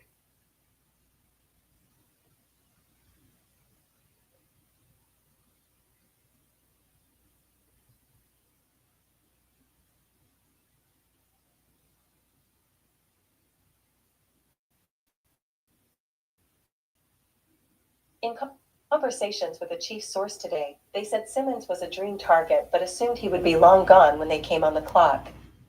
Simmons wasn't gone, and now Kansas City has a legitimate franchise left tackle prospect who they normally wouldn't be able to add in the draft with yearly Super Bowl visits. Simmons could have been the top tackle in the class had he not suffered a torn patella tendon in mid-October. The expectation is that he'll be cleared in August, and he'll factor into the team's long-term tackle plans. Yes, indeed. Yes, indeed. Yes, indeed. Just getting a little analysis on all the players, man. Pick, regardless of what your team is, we probably gonna cover at least a little something with them. Try to get as much information in as we possibly can. Shout out to everybody out there listening. This is the Nature Sports.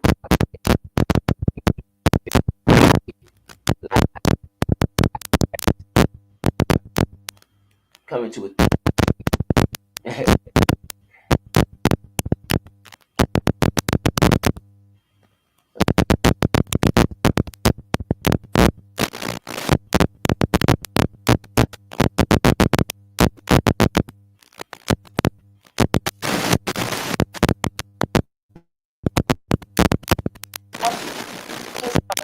Harbaugh loves running the ball.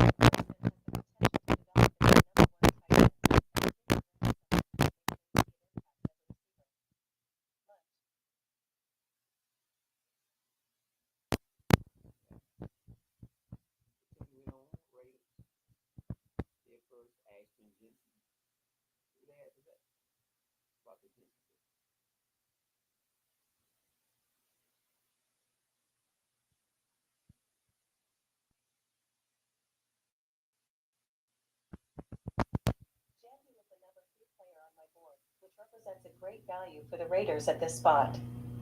He is the last of the true blue-chip players in this class, and he will get an abundance of carries under head coach Pete Carroll, who won a Super Bowl in Seattle with a great power running back and stout defense.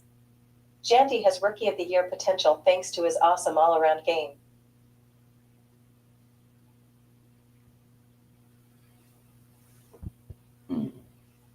Yes, indeed.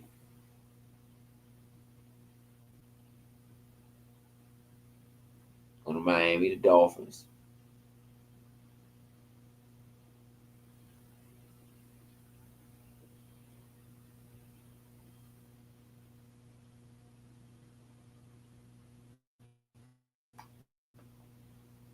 Miami has struggled with the left in free agency after the 2023 season and had looked for a run-stuffing nose tackle even when it had him. Grant is an answer to the interior run issues in Miami, and he has the first-step quickness and upside to eventually become a viable pass-rushing threat even with a nose tackle build. The Dolphins still have needs in the secondary to address, especially if Jalen Ramsey is traded, but those now become day two priorities.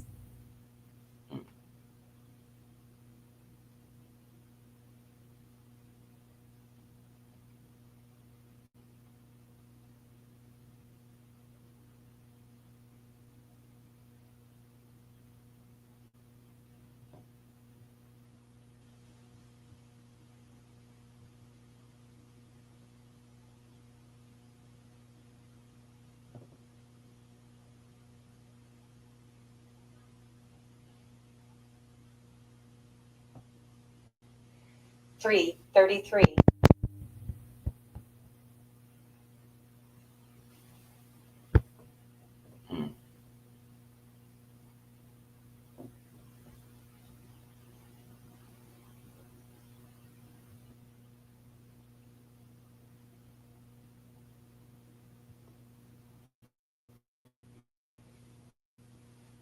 Corner, but they went another route with a versatile offensive lineman in Jackson. Minnesota signed guard Will Fries in free agency to line up on the right side, but the opposite guard spot was open. Jackson's experience at left guard and left tackle in college made him a favorite for offensive line coaches around the NFL. He'll be penciled in as the day one starter between left tackle Christian Darrisaw and center Ryan Kelly, who was also signed in the offseason. Miller. Yes, indeed. Yes, indeed. Yes, indeed. Let's go on to the next one. New England Patriots. We got wall-to-wall coverage and full analysis of each and every pick. You know, this one is done by ESPN. We'll just let it ride.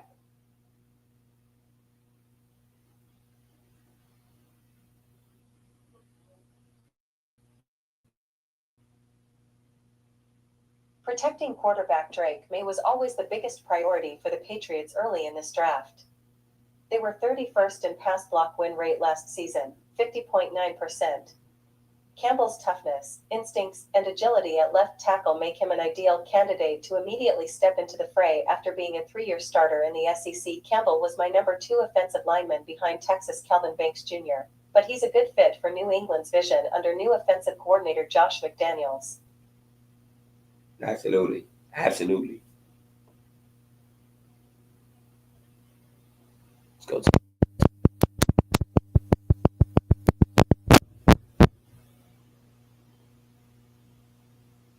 Saints. Look at analysis on these picks here on the NFL draft. Seahawks pick is in. Quarterback Jalen Milroe. Jalen Milroe goes to the Seahawks. No Shador. Passed up Shador again. The Saints recently decided to not pick up the 5th-year option on right tackle Trevor Penning, making that spot a key need this offseason. Banks, who started for 3 seasons at left tackle, could occupy the blind side while moving 2024 first-rounder Taylor Swaga back to his college position on the right side. The Saints now have versatility and can begin to rebuild a strength on the offensive line with the high floor of Banks.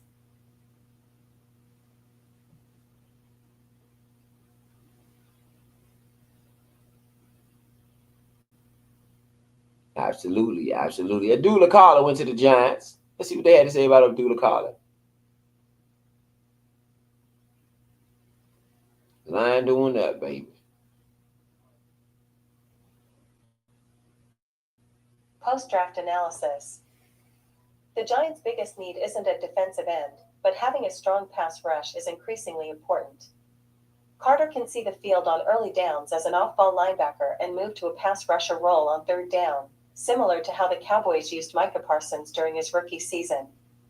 That's the ceiling for Carter, who is the most pro-ready player in this class. Most pro-ready player in this class. So Redskins got to be ready, man. Giants could bolster up and have a heck of a defense. Him and Thibodeau. Man. The rich get richer. The rich get richer. So we got to be ready to go.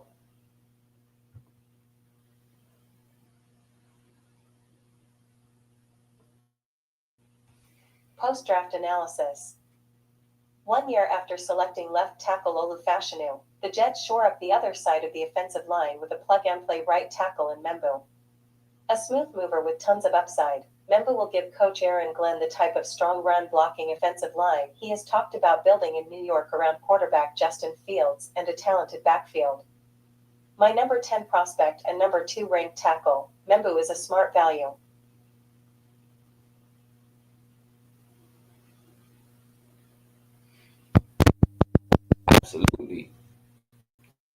to the next one.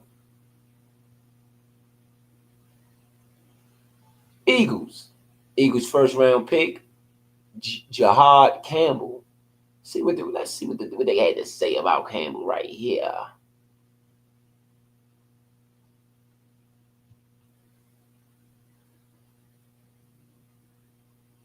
You know, of course, got to just do play-by-play for each and every team here on the Nature Sports Podcast, bringing it to you only the way that we can.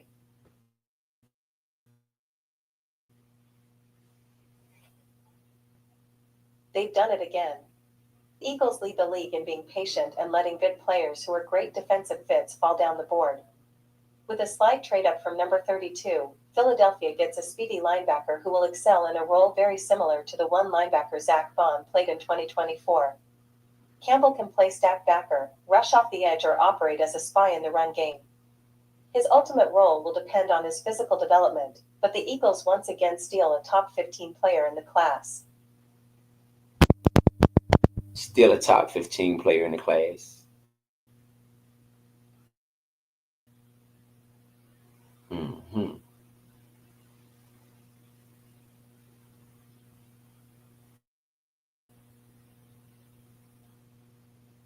Okay, let's keep it right along. Pittsburgh Steelers. See what we got.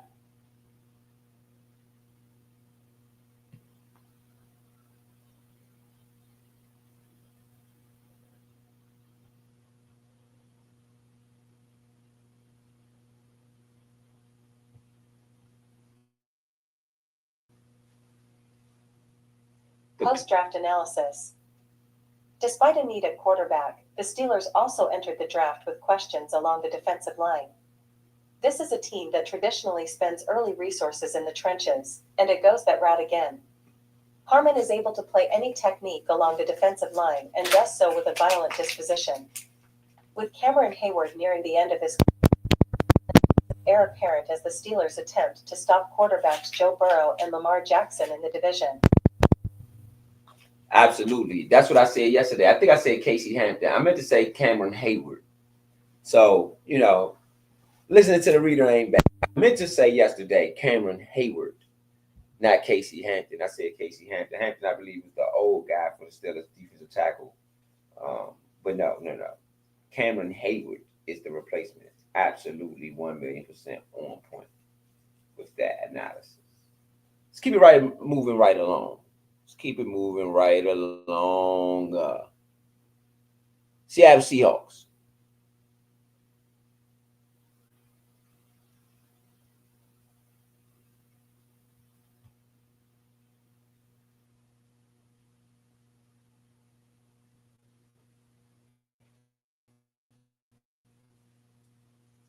Seahawks fans will love this one. The fan base and most analysts were pining for Seattle to address the interior offensive line to give new quarterback Sam Darnold a comfortable pocket to step up into. Zabel's experience at left tackle in college, plus his impressive showing at guard and center at the Senior Bowl, gives Seattle the chance to get its best 5 offensive linemen on the field. He is a mauler with really good agility, something that's a great fit for offensive coordinator Clint Kubiak's scheme. In a draft of interior linemen, Seattle secured the only one that I gave a first-round grade.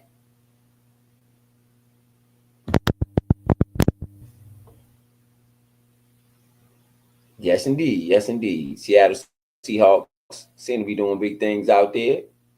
Shout out to the city of Seattle. Nature Sports Podcast sees you. San Francisco 49ers. And again, the pick is in for the Browns. We are on number 94 here on the NFL Draft. Shout out to everybody out there listening, watching, and seeing. Make sure you hit that like button, that subscribe, and you comment with a chance to win you a couple dollars tonight. If you do, whoever does all three will go home with the bag. Like, share, and comment. Go and get that bag, baby. We're going to continue on our ESPN rundown of the picks. Again, last year we did CBS. Hey, we might do some, who knows? You might go into some, another analysis, and we might go into some other picks and do somebody else. But right now, second round, we're going to go ahead and let ESPN have the floor. No, sorry, first round. First round, ESPN will have the floor.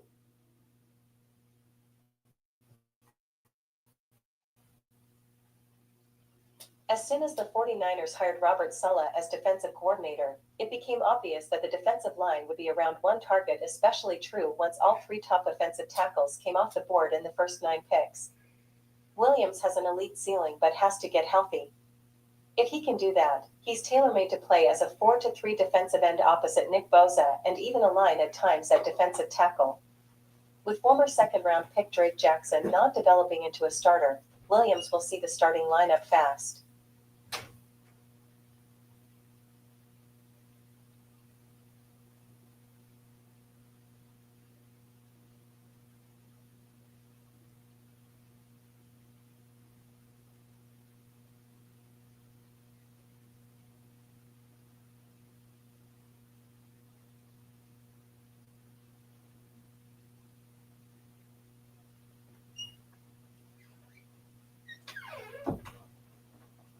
Again, shout out to everybody out there listening to the Nature Sports Podcast.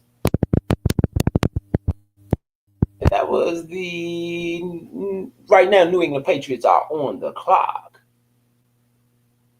here in this year's draft. That was Mikael Williams, San Francisco 49ers first round pick. Just doing a little analysis on what we got. It's the 19th pick right here for the Tampa Bay Buccaneers. Let them run down. Everything need to be said for this guy. Here we go.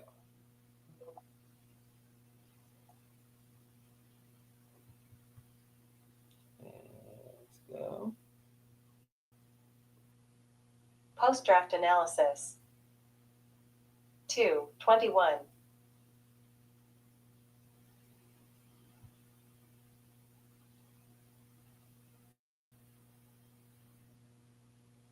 Okay, sorry.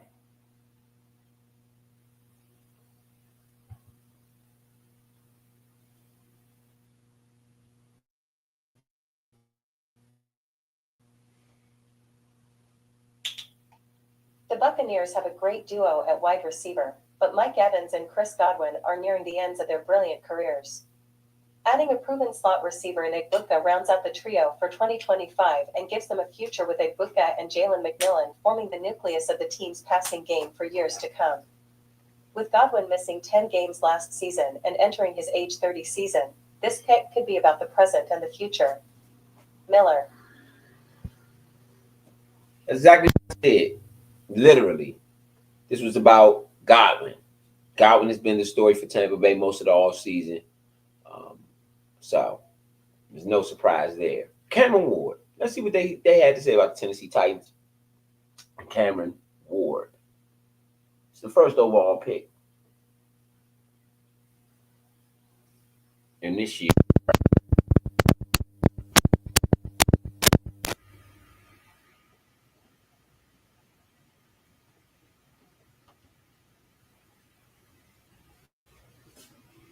Post-draft analysis. 2/20. Okay, that didn't go well. Now, let's go back. Cameron Ward. First overall selection. Long assumed to be the number 1 pick, Ward will bring great creativity and playmaking to the Titans. He can open up Coach Brian Callahan's offense with his ability to dial up velocity, throw from multiple arm angles, and make splash plays on the move. Ward elevated every program he played for in college, which speaks to his talent in boosting the players around him. He'll need to do the same for a team that lacks playmakers outside of wide receiver Calvin Ridley. Miller. Okay. Let's keep it moving. Keep it moving here on the Nature Sports Podcast. Bringing you analysis on each and every first round pick right now. It's Washington's first round pick, the home team, baby. Let's see what they had to say. I know what we had to say, but let's see what they had to say about this pick.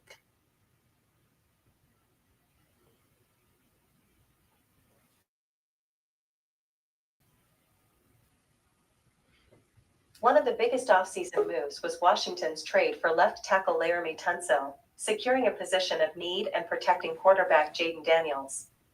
That's what makes this one of the more interesting picks of the night.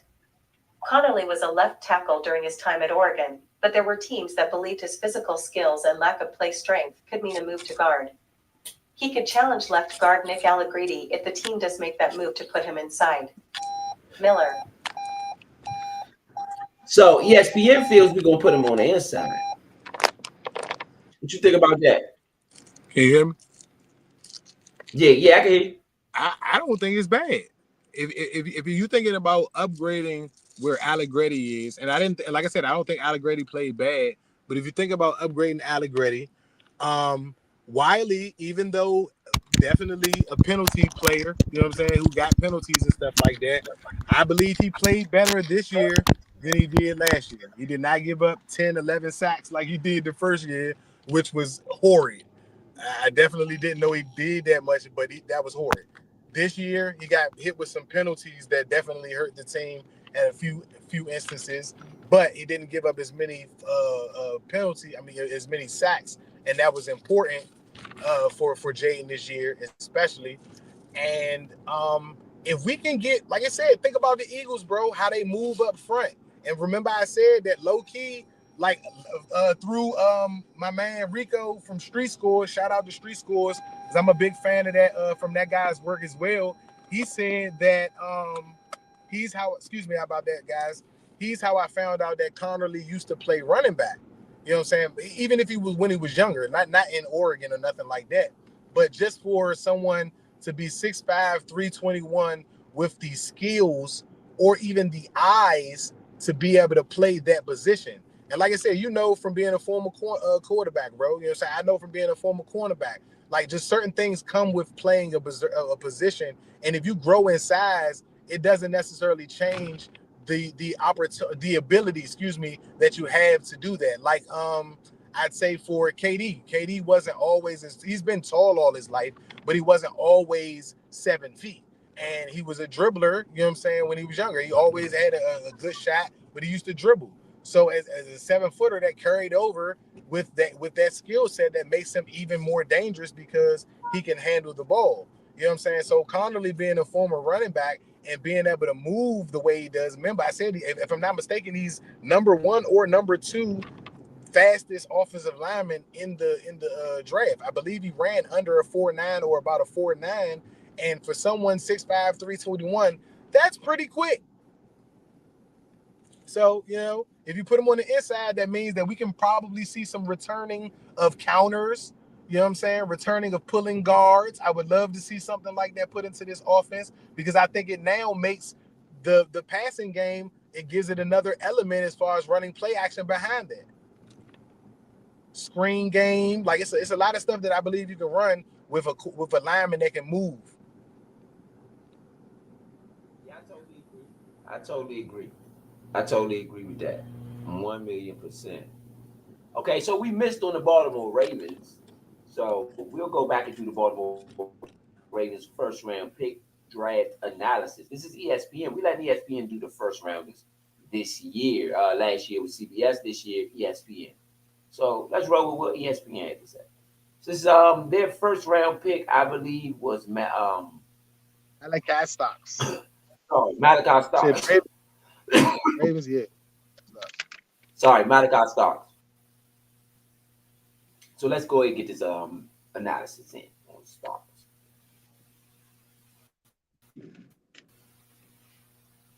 In my final mock draft, I wrote that sources had said Starks was seen as a home run pick for the Ravens. Well, they just hit that home run. Starks' ability to play any alignment at the safety position allows Kyle Hamilton to remain at the deep safety role he thrived in late in the season. The Ravens love to draft highly productive players from major programs, and Starks is an outstanding defensive player who had 6 career interceptions. Okay, Starks and how do you like that? Starks and Simmons. Simmons, the offensive lineman. No, sorry, Simmons, Starks, and so I say Simmons, Hamilton. It's Hamilton. I say Simmons, Hamilton, Starks, and Hamilton. Yeah, I love it. I love it, bro. Hamilton was a dog last year, but he was a little questionable in coverage. That's part of the reason why they were back in the pass defense side, because he was up on the line attacking a lot of the tight ends and playing some of those screen games and stuff like that. And again, with Malachi Starks, you got a dual player that can play at the line of scrimmage, one that can play out in the open field and can call out signals where Hamilton now can really be more of a force that you can use in that intermediate coverage because you got a guy that can freely play out there like Malachi Starks. I am ecstatic about that pick. Excuse me. Again, I will say, as I've said for probably about the last hour or two, these guys and Ozzie Newsome don't miss, bro. I have not seen. I can't name a draft pick that they've had that was a bust. At least in the first 2 rounds. Now, anything after that, I'm not saying that they score on all of those picks, but the first 2 rounds, first 3 rounds, they usually come away with steals every single season. The pick is in with the 97th pick in the draft. The Houston Texans select Jalen Smith, cornerback, USC. Has Dorian Porter left? He's still out? Iowa State. Iowa State. Let's see. I think he may have been picked up. You said who? What's his name? Dorian Porter. Dorian Porter. Yeah, Iowa State. Let's see.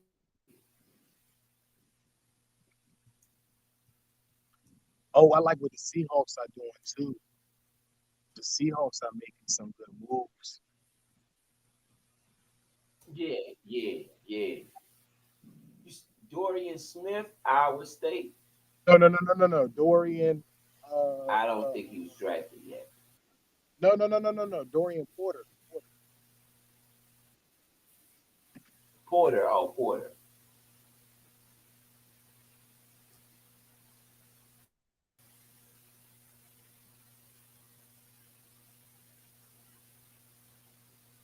Raiders?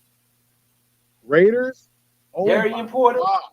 Darian Porter. Yes, Darian Porter. Yes. Raiders. Oh my gosh. Oh man.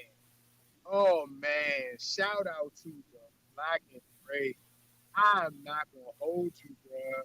Hey, bro, wait till you see this kid, bro. I'm talking about lightning in a bottle at that size, bro. You do not get 6'3", 200 pounds and that fast out of nowhere. Yeah. Tell me. Let's see what ESPN had to say about the Darian Porter draft. There we go. Let's see. We saw what they had to say about Genty. Where's Porter at? Right here, 3rd round. They got him 3rd round, number 4 overall in the 3rd round. So let's see what they had to say post-game analysis. Let's see.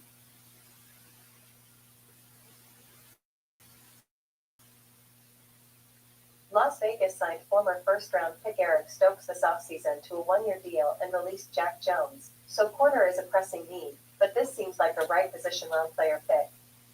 Siobhan Rebel Jr. and Azariah H. Thomas are still on the board and would have been better options here.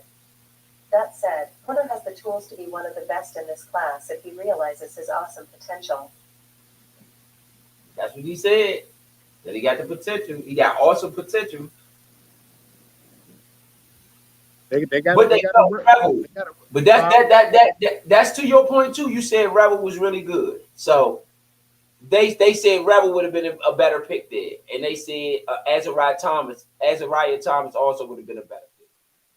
But you said that you would wait a year or two for ACL injury, so that takes Rebel off the board. At least just between me and you, as far as how we look at stuff, and I can see that we want a player that can play now. Then Azariah Thomas is not 6'3", 200 pounds. Azariah Thomas, I still don't believe ran a 4.3. Let me go look at his combine number. Hold on. With the 99th pick, while Vito was doing that, with the 99th pick in this year's draft, the Las Vegas Raiders select Charles Grant, defensive tackle from here in the area, William and Mary. 41 career starts, 36 straight starts for Mr. Grant, coming out of William and Mary. All right, so Azariah Thomas is 6'2". So he does have the size that Darian Porter does have. But no, actually he's 6'1.5", and his prospect grade was a 6'3", 32 3/8 arms, 10-inch hands, which are definitely good for catching and bad passes down. His production score was a 73 at the combine, which was ranked 8th. His athleticism score was a 23, or was 23rd, which was a 65. His total score was a 75. He didn't run the 40. He didn't run the 10-yard split. He didn't do the vertical jump. He didn't do the broad jump. No, he did do the broad jump. He didn't do the 3-cone drill, the 20-yard shuffle, or the bench press. While Darian Porter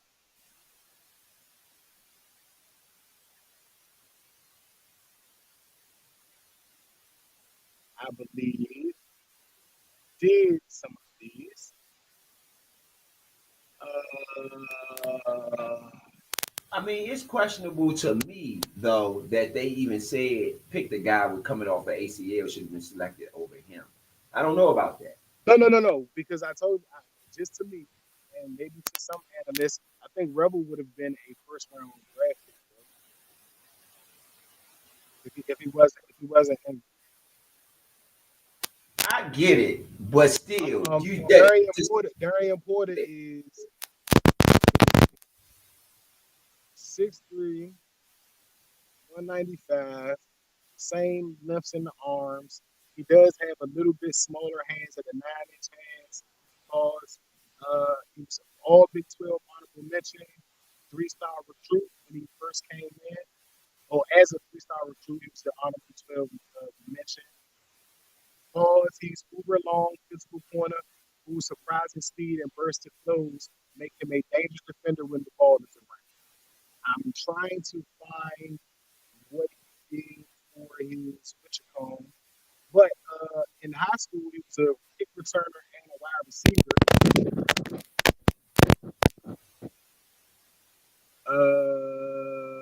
And he rushed for 280 yards and 3 touchdowns. So he's an athlete altogether.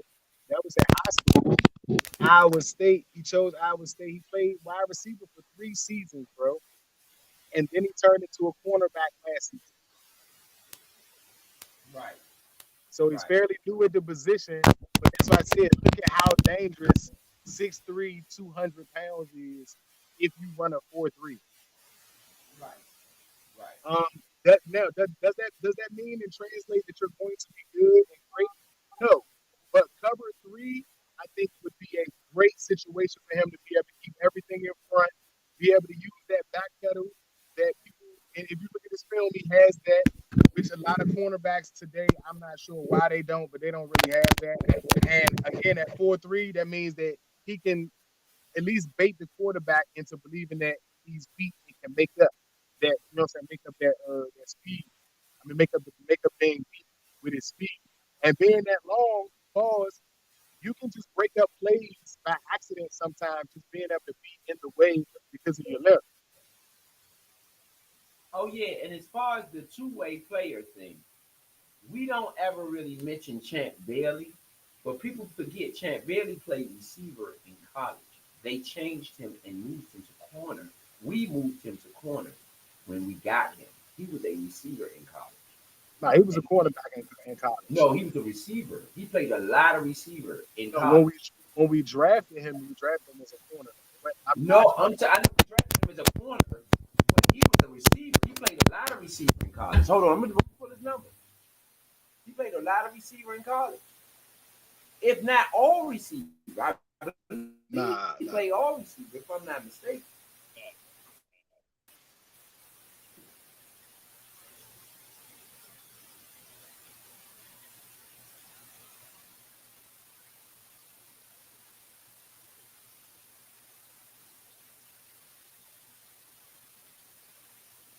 If I'm not, the season's college stat. Let's see. Sports reference. Can't tell you. Yeah, he played wide receiver. He had 47 receptions, 744 yards. And then before that, he was 47 receptions. Before that, he played 11 games, 12 receptions, 234 yards, 10-yard average. And before that, in his freshman year, he didn't play at all. He was a defensive back that didn't play at all. He was right. He started off as a defensive back. He didn't play at all. He only played receiver. They had him at defensive back. He played 2 years at receiver, switched him to receiver. He played 2 years at receiver at Georgia, ironically. And we drafted him at the corner, put him back at defensive back.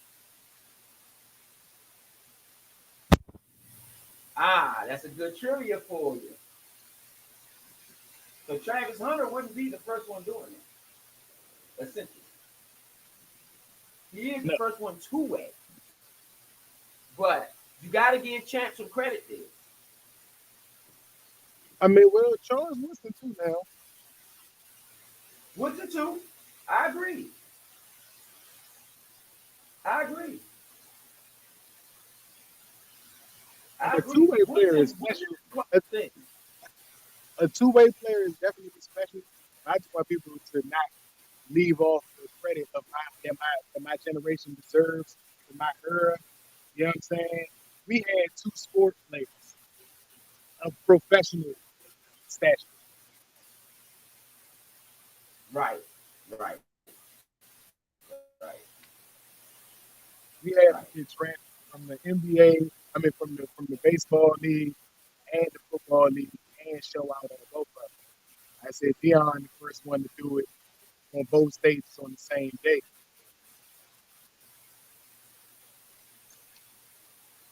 That's unheard of. I know his check was good. I know that much. You said his check? His check at the end of that week was good. His check. His game check. You know what I'm saying? I think he got a steal and a double or something like that. I don't know if he got a home run. I know Bo Jackson was the one with the home run. But I think Deion got a steal, a couple stolen bases, a steal or something like that in that playoff game. For the pass, like one of the outfield passes or something like that. He was just an athlete, though. He was fun to watch. Yeah, Deion was definitely next level with it, man. And a lot of people don't remember. A lot of people remember Deion from Dallas, from the end of the Dallas, you know. Nah, Deion was fun to watch from the very jump. The Dallas Deion was good. Don't get it twisted. No. Dallas Deion was good for a couple. I ain't gonna take nothing. But the Atlanta Deion, the Falcons Deion is the Deion you want. That's the one I say. The San Francisco 49ers Deion is the best Deion. You got to appreciate the Falcons Deion, because without the Falcons Deion, you don't understand how you overvalue. You undervalue the San Francisco 49ers Deion Sanders if you don't understand what he was in Atlanta. But that Deion in San Francisco, bruh, yes, because the whole defense was good, and it just made it even more unfair that Deion was on one side of the field. You know what I'm saying? You got to think about how many the dance, bro. The dance came out with Atlanta, but people famously know it from him doing it so much in San Francisco. Right. I mean, San Francisco had a super team that year. That was one year I would say that was almost the closest thing to a team. Yeah, no, it was. And first of all, Jerry Rice and Steve Young was already unfair. Right. They're already unfair. Sean Taylor. Ty Felton, Merlin goes to the Minnesota Vikings. God dang it. I mean, 100. He's the 102nd pick. He is. Oh, that is a great pick for the Vikings. Great pick. So what does that say though? They got a ton of wide receivers. Him and the Jets together. Jordan, he's not even going to play right away. He's going to be like the third or fourth receiver. He's going to be like the fourth receiver. You got Jordan Addison. That's the only other person that plays to me. No, bro. Unless he got rid of him in the offseason. Hold on. And don't get me wrong, you got to try to. Bro likes Ty Felton. I like Ty Felton as well. Ty Felton is a sleeper. He's a sleeper. Ty Felton gives you that Terry McLaurin vibe. Very, very bad. Right, that's what I'm saying. He's a sleeper, and he's fast. He's fast. He got jets. The Jet, and Addison. Ooh, who they got at quarterback out there? I think McCarthy. Yeah. Oh no, he's not ready for that. I'm sorry. They should have stuck with Darnold. I'm sorry. That's gonna mess him up. Yeah, JJ McCarthy is the starting quarterback. JJ McCarthy is going to be the starting quarterback. Oh no. And remember, they brought in Darnold at the last minute, and they got hey bro, Devin O'Connell is the truth. I'm not gonna lie. So if anybody can do it, I think it's him for sure. You know what I'm saying? They can get him to get right. They got Jordan Addison. I just don't like McCarthy. I think he's bad. Yeah, so I don't believe in that. I think he's gonna be out.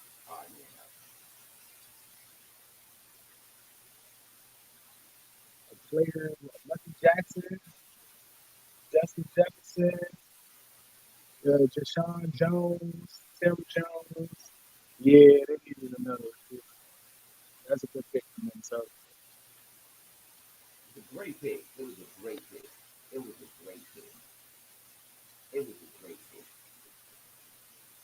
Scatterbo's still on the board though. That initially going into this draft, that's the one player I stayed off the break that I wanted. So he's still on the board. I showed bro that film. He was. I said, nah, bro. All the time he made me go look at that Ringo film.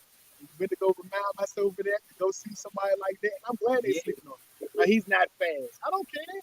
He's going to be one of the first. I think he might be the player from this draft to be the first one to get 20 touchdowns. Yeah. If he can get used. And the longer you wait, if he can land to us, we're going to use him. Because he already used the backs we got by committee. And he's going to take over that spot because he does everything. He does everything that he's a every down back. He can catch, he can run, he can block. Our offense and big games, he is going to show up. And he play. I mean, that'll be good. If we could just somehow pull out Scatterbo, I won't even be mad at anything else they do. I ain't mad at nothing that they did anyway, but Scatterbo means that that's a big deal. Right. It solidifies. It's the cherry on top. It'll be the cherry on top. And he's still on the board.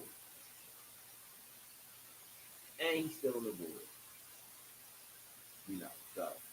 Well, I guess we can move into final thoughts. There's only minutes left on up. Again, we just for the fans, just so that y'all know, we are. We got a comment. We got a comment.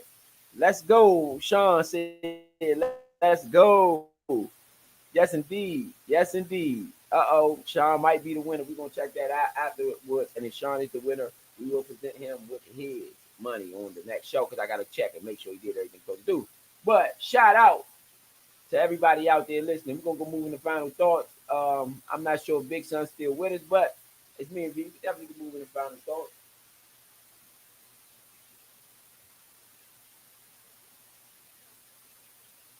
What you got, V? You still there? Final thoughts? Yeah, final thoughts.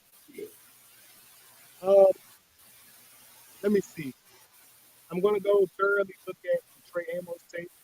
Like I said, I have seen that player. I've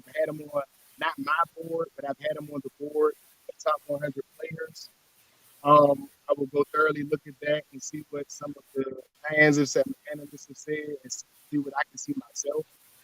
I wish we would have traded back to get more players. I mean, to get more picks. But I don't want to keep saying that and you move past a player that you may really like. What I will give credit on these draft picks is that Washington has been quiet this entire draft process, which is something that we don't usually get here. We usually get pretty much ears on what we're going to do. And this is one of those things that I felt like they were all in accord on this. I don't know if anybody saw yesterday when Adam Peters got the message from Cliff Kingsbury that, hey, you weren't at the office, but I stopped by. Pick up Oregon's tackle, Connor. Thanks. Adam Peters brings that when he's making the call to pick Connolly with the first pick.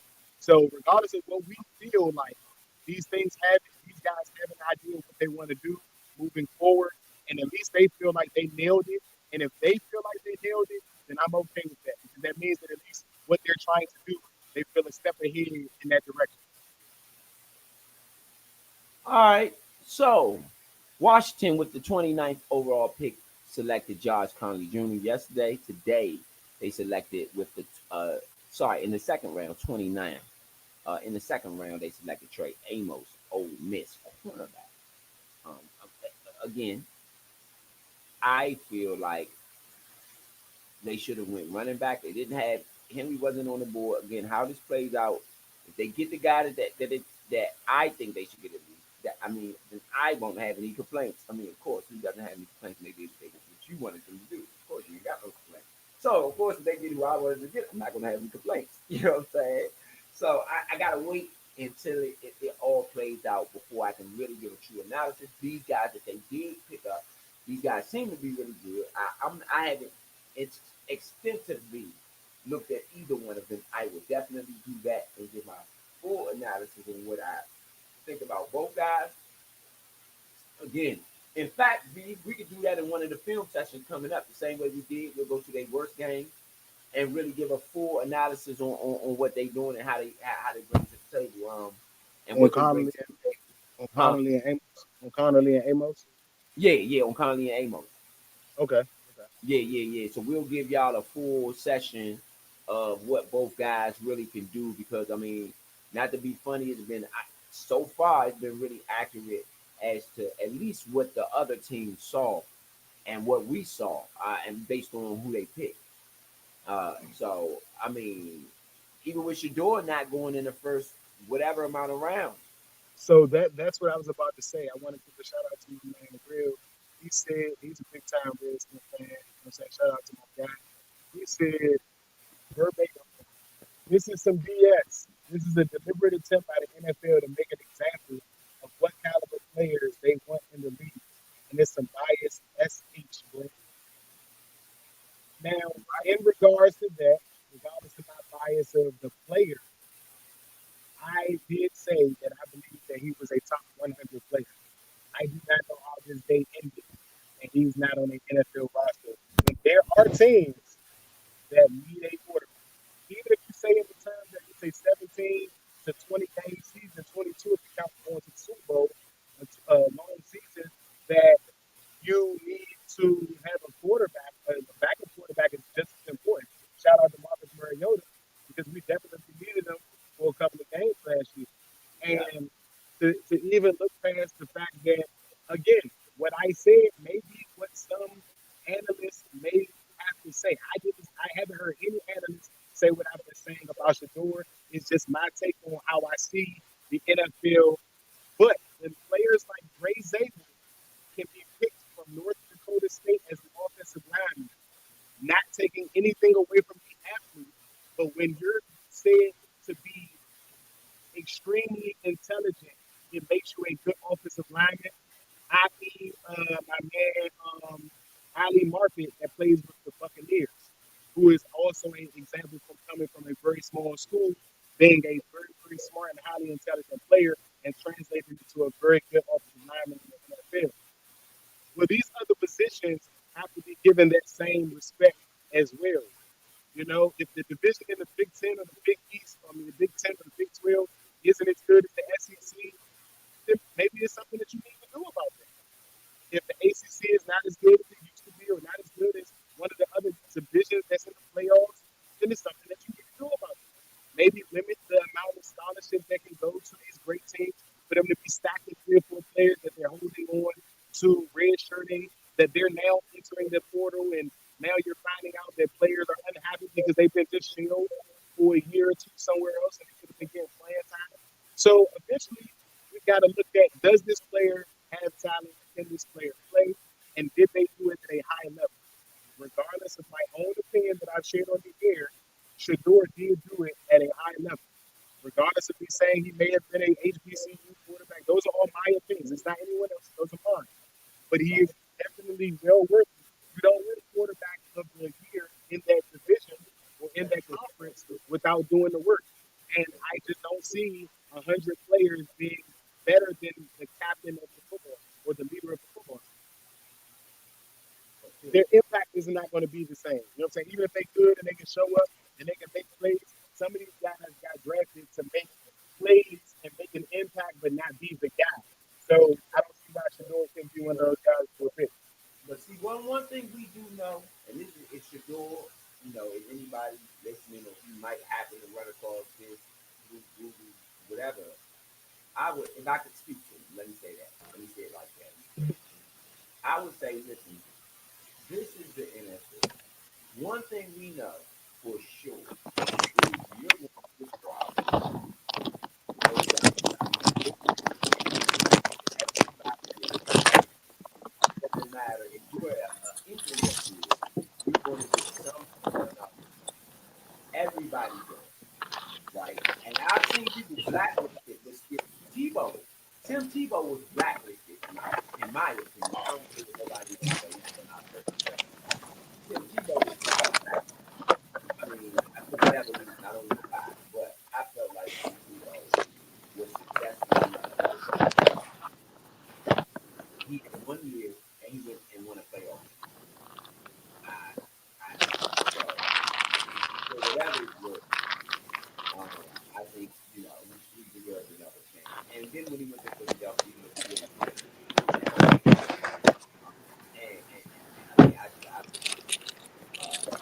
But anyway, let me say that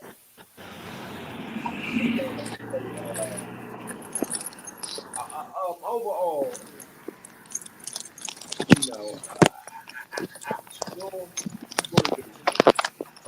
If these guys are doing this to make some sort of example out of him, or anything other than what they say on the tape, trust me, you want to see that young man. And that young man going to know whether you did it in good faith or whether you're trying to be funny. And he's going to take it out in you. Trust. Because he's going to get it. He's going to get it.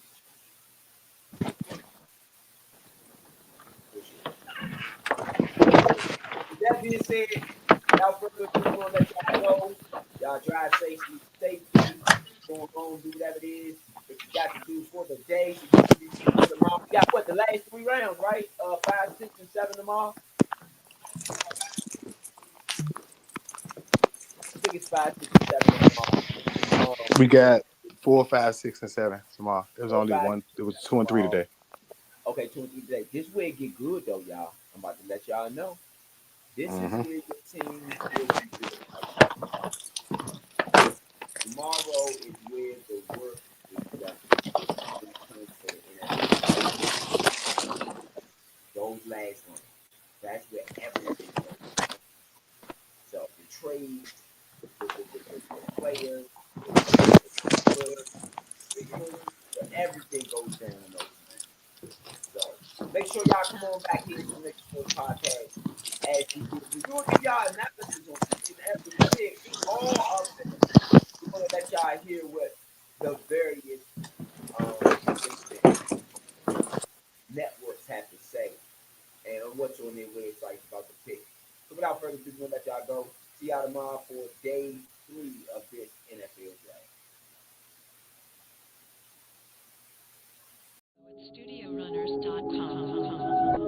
YouTube/@TheNatureDC. Subscribe today.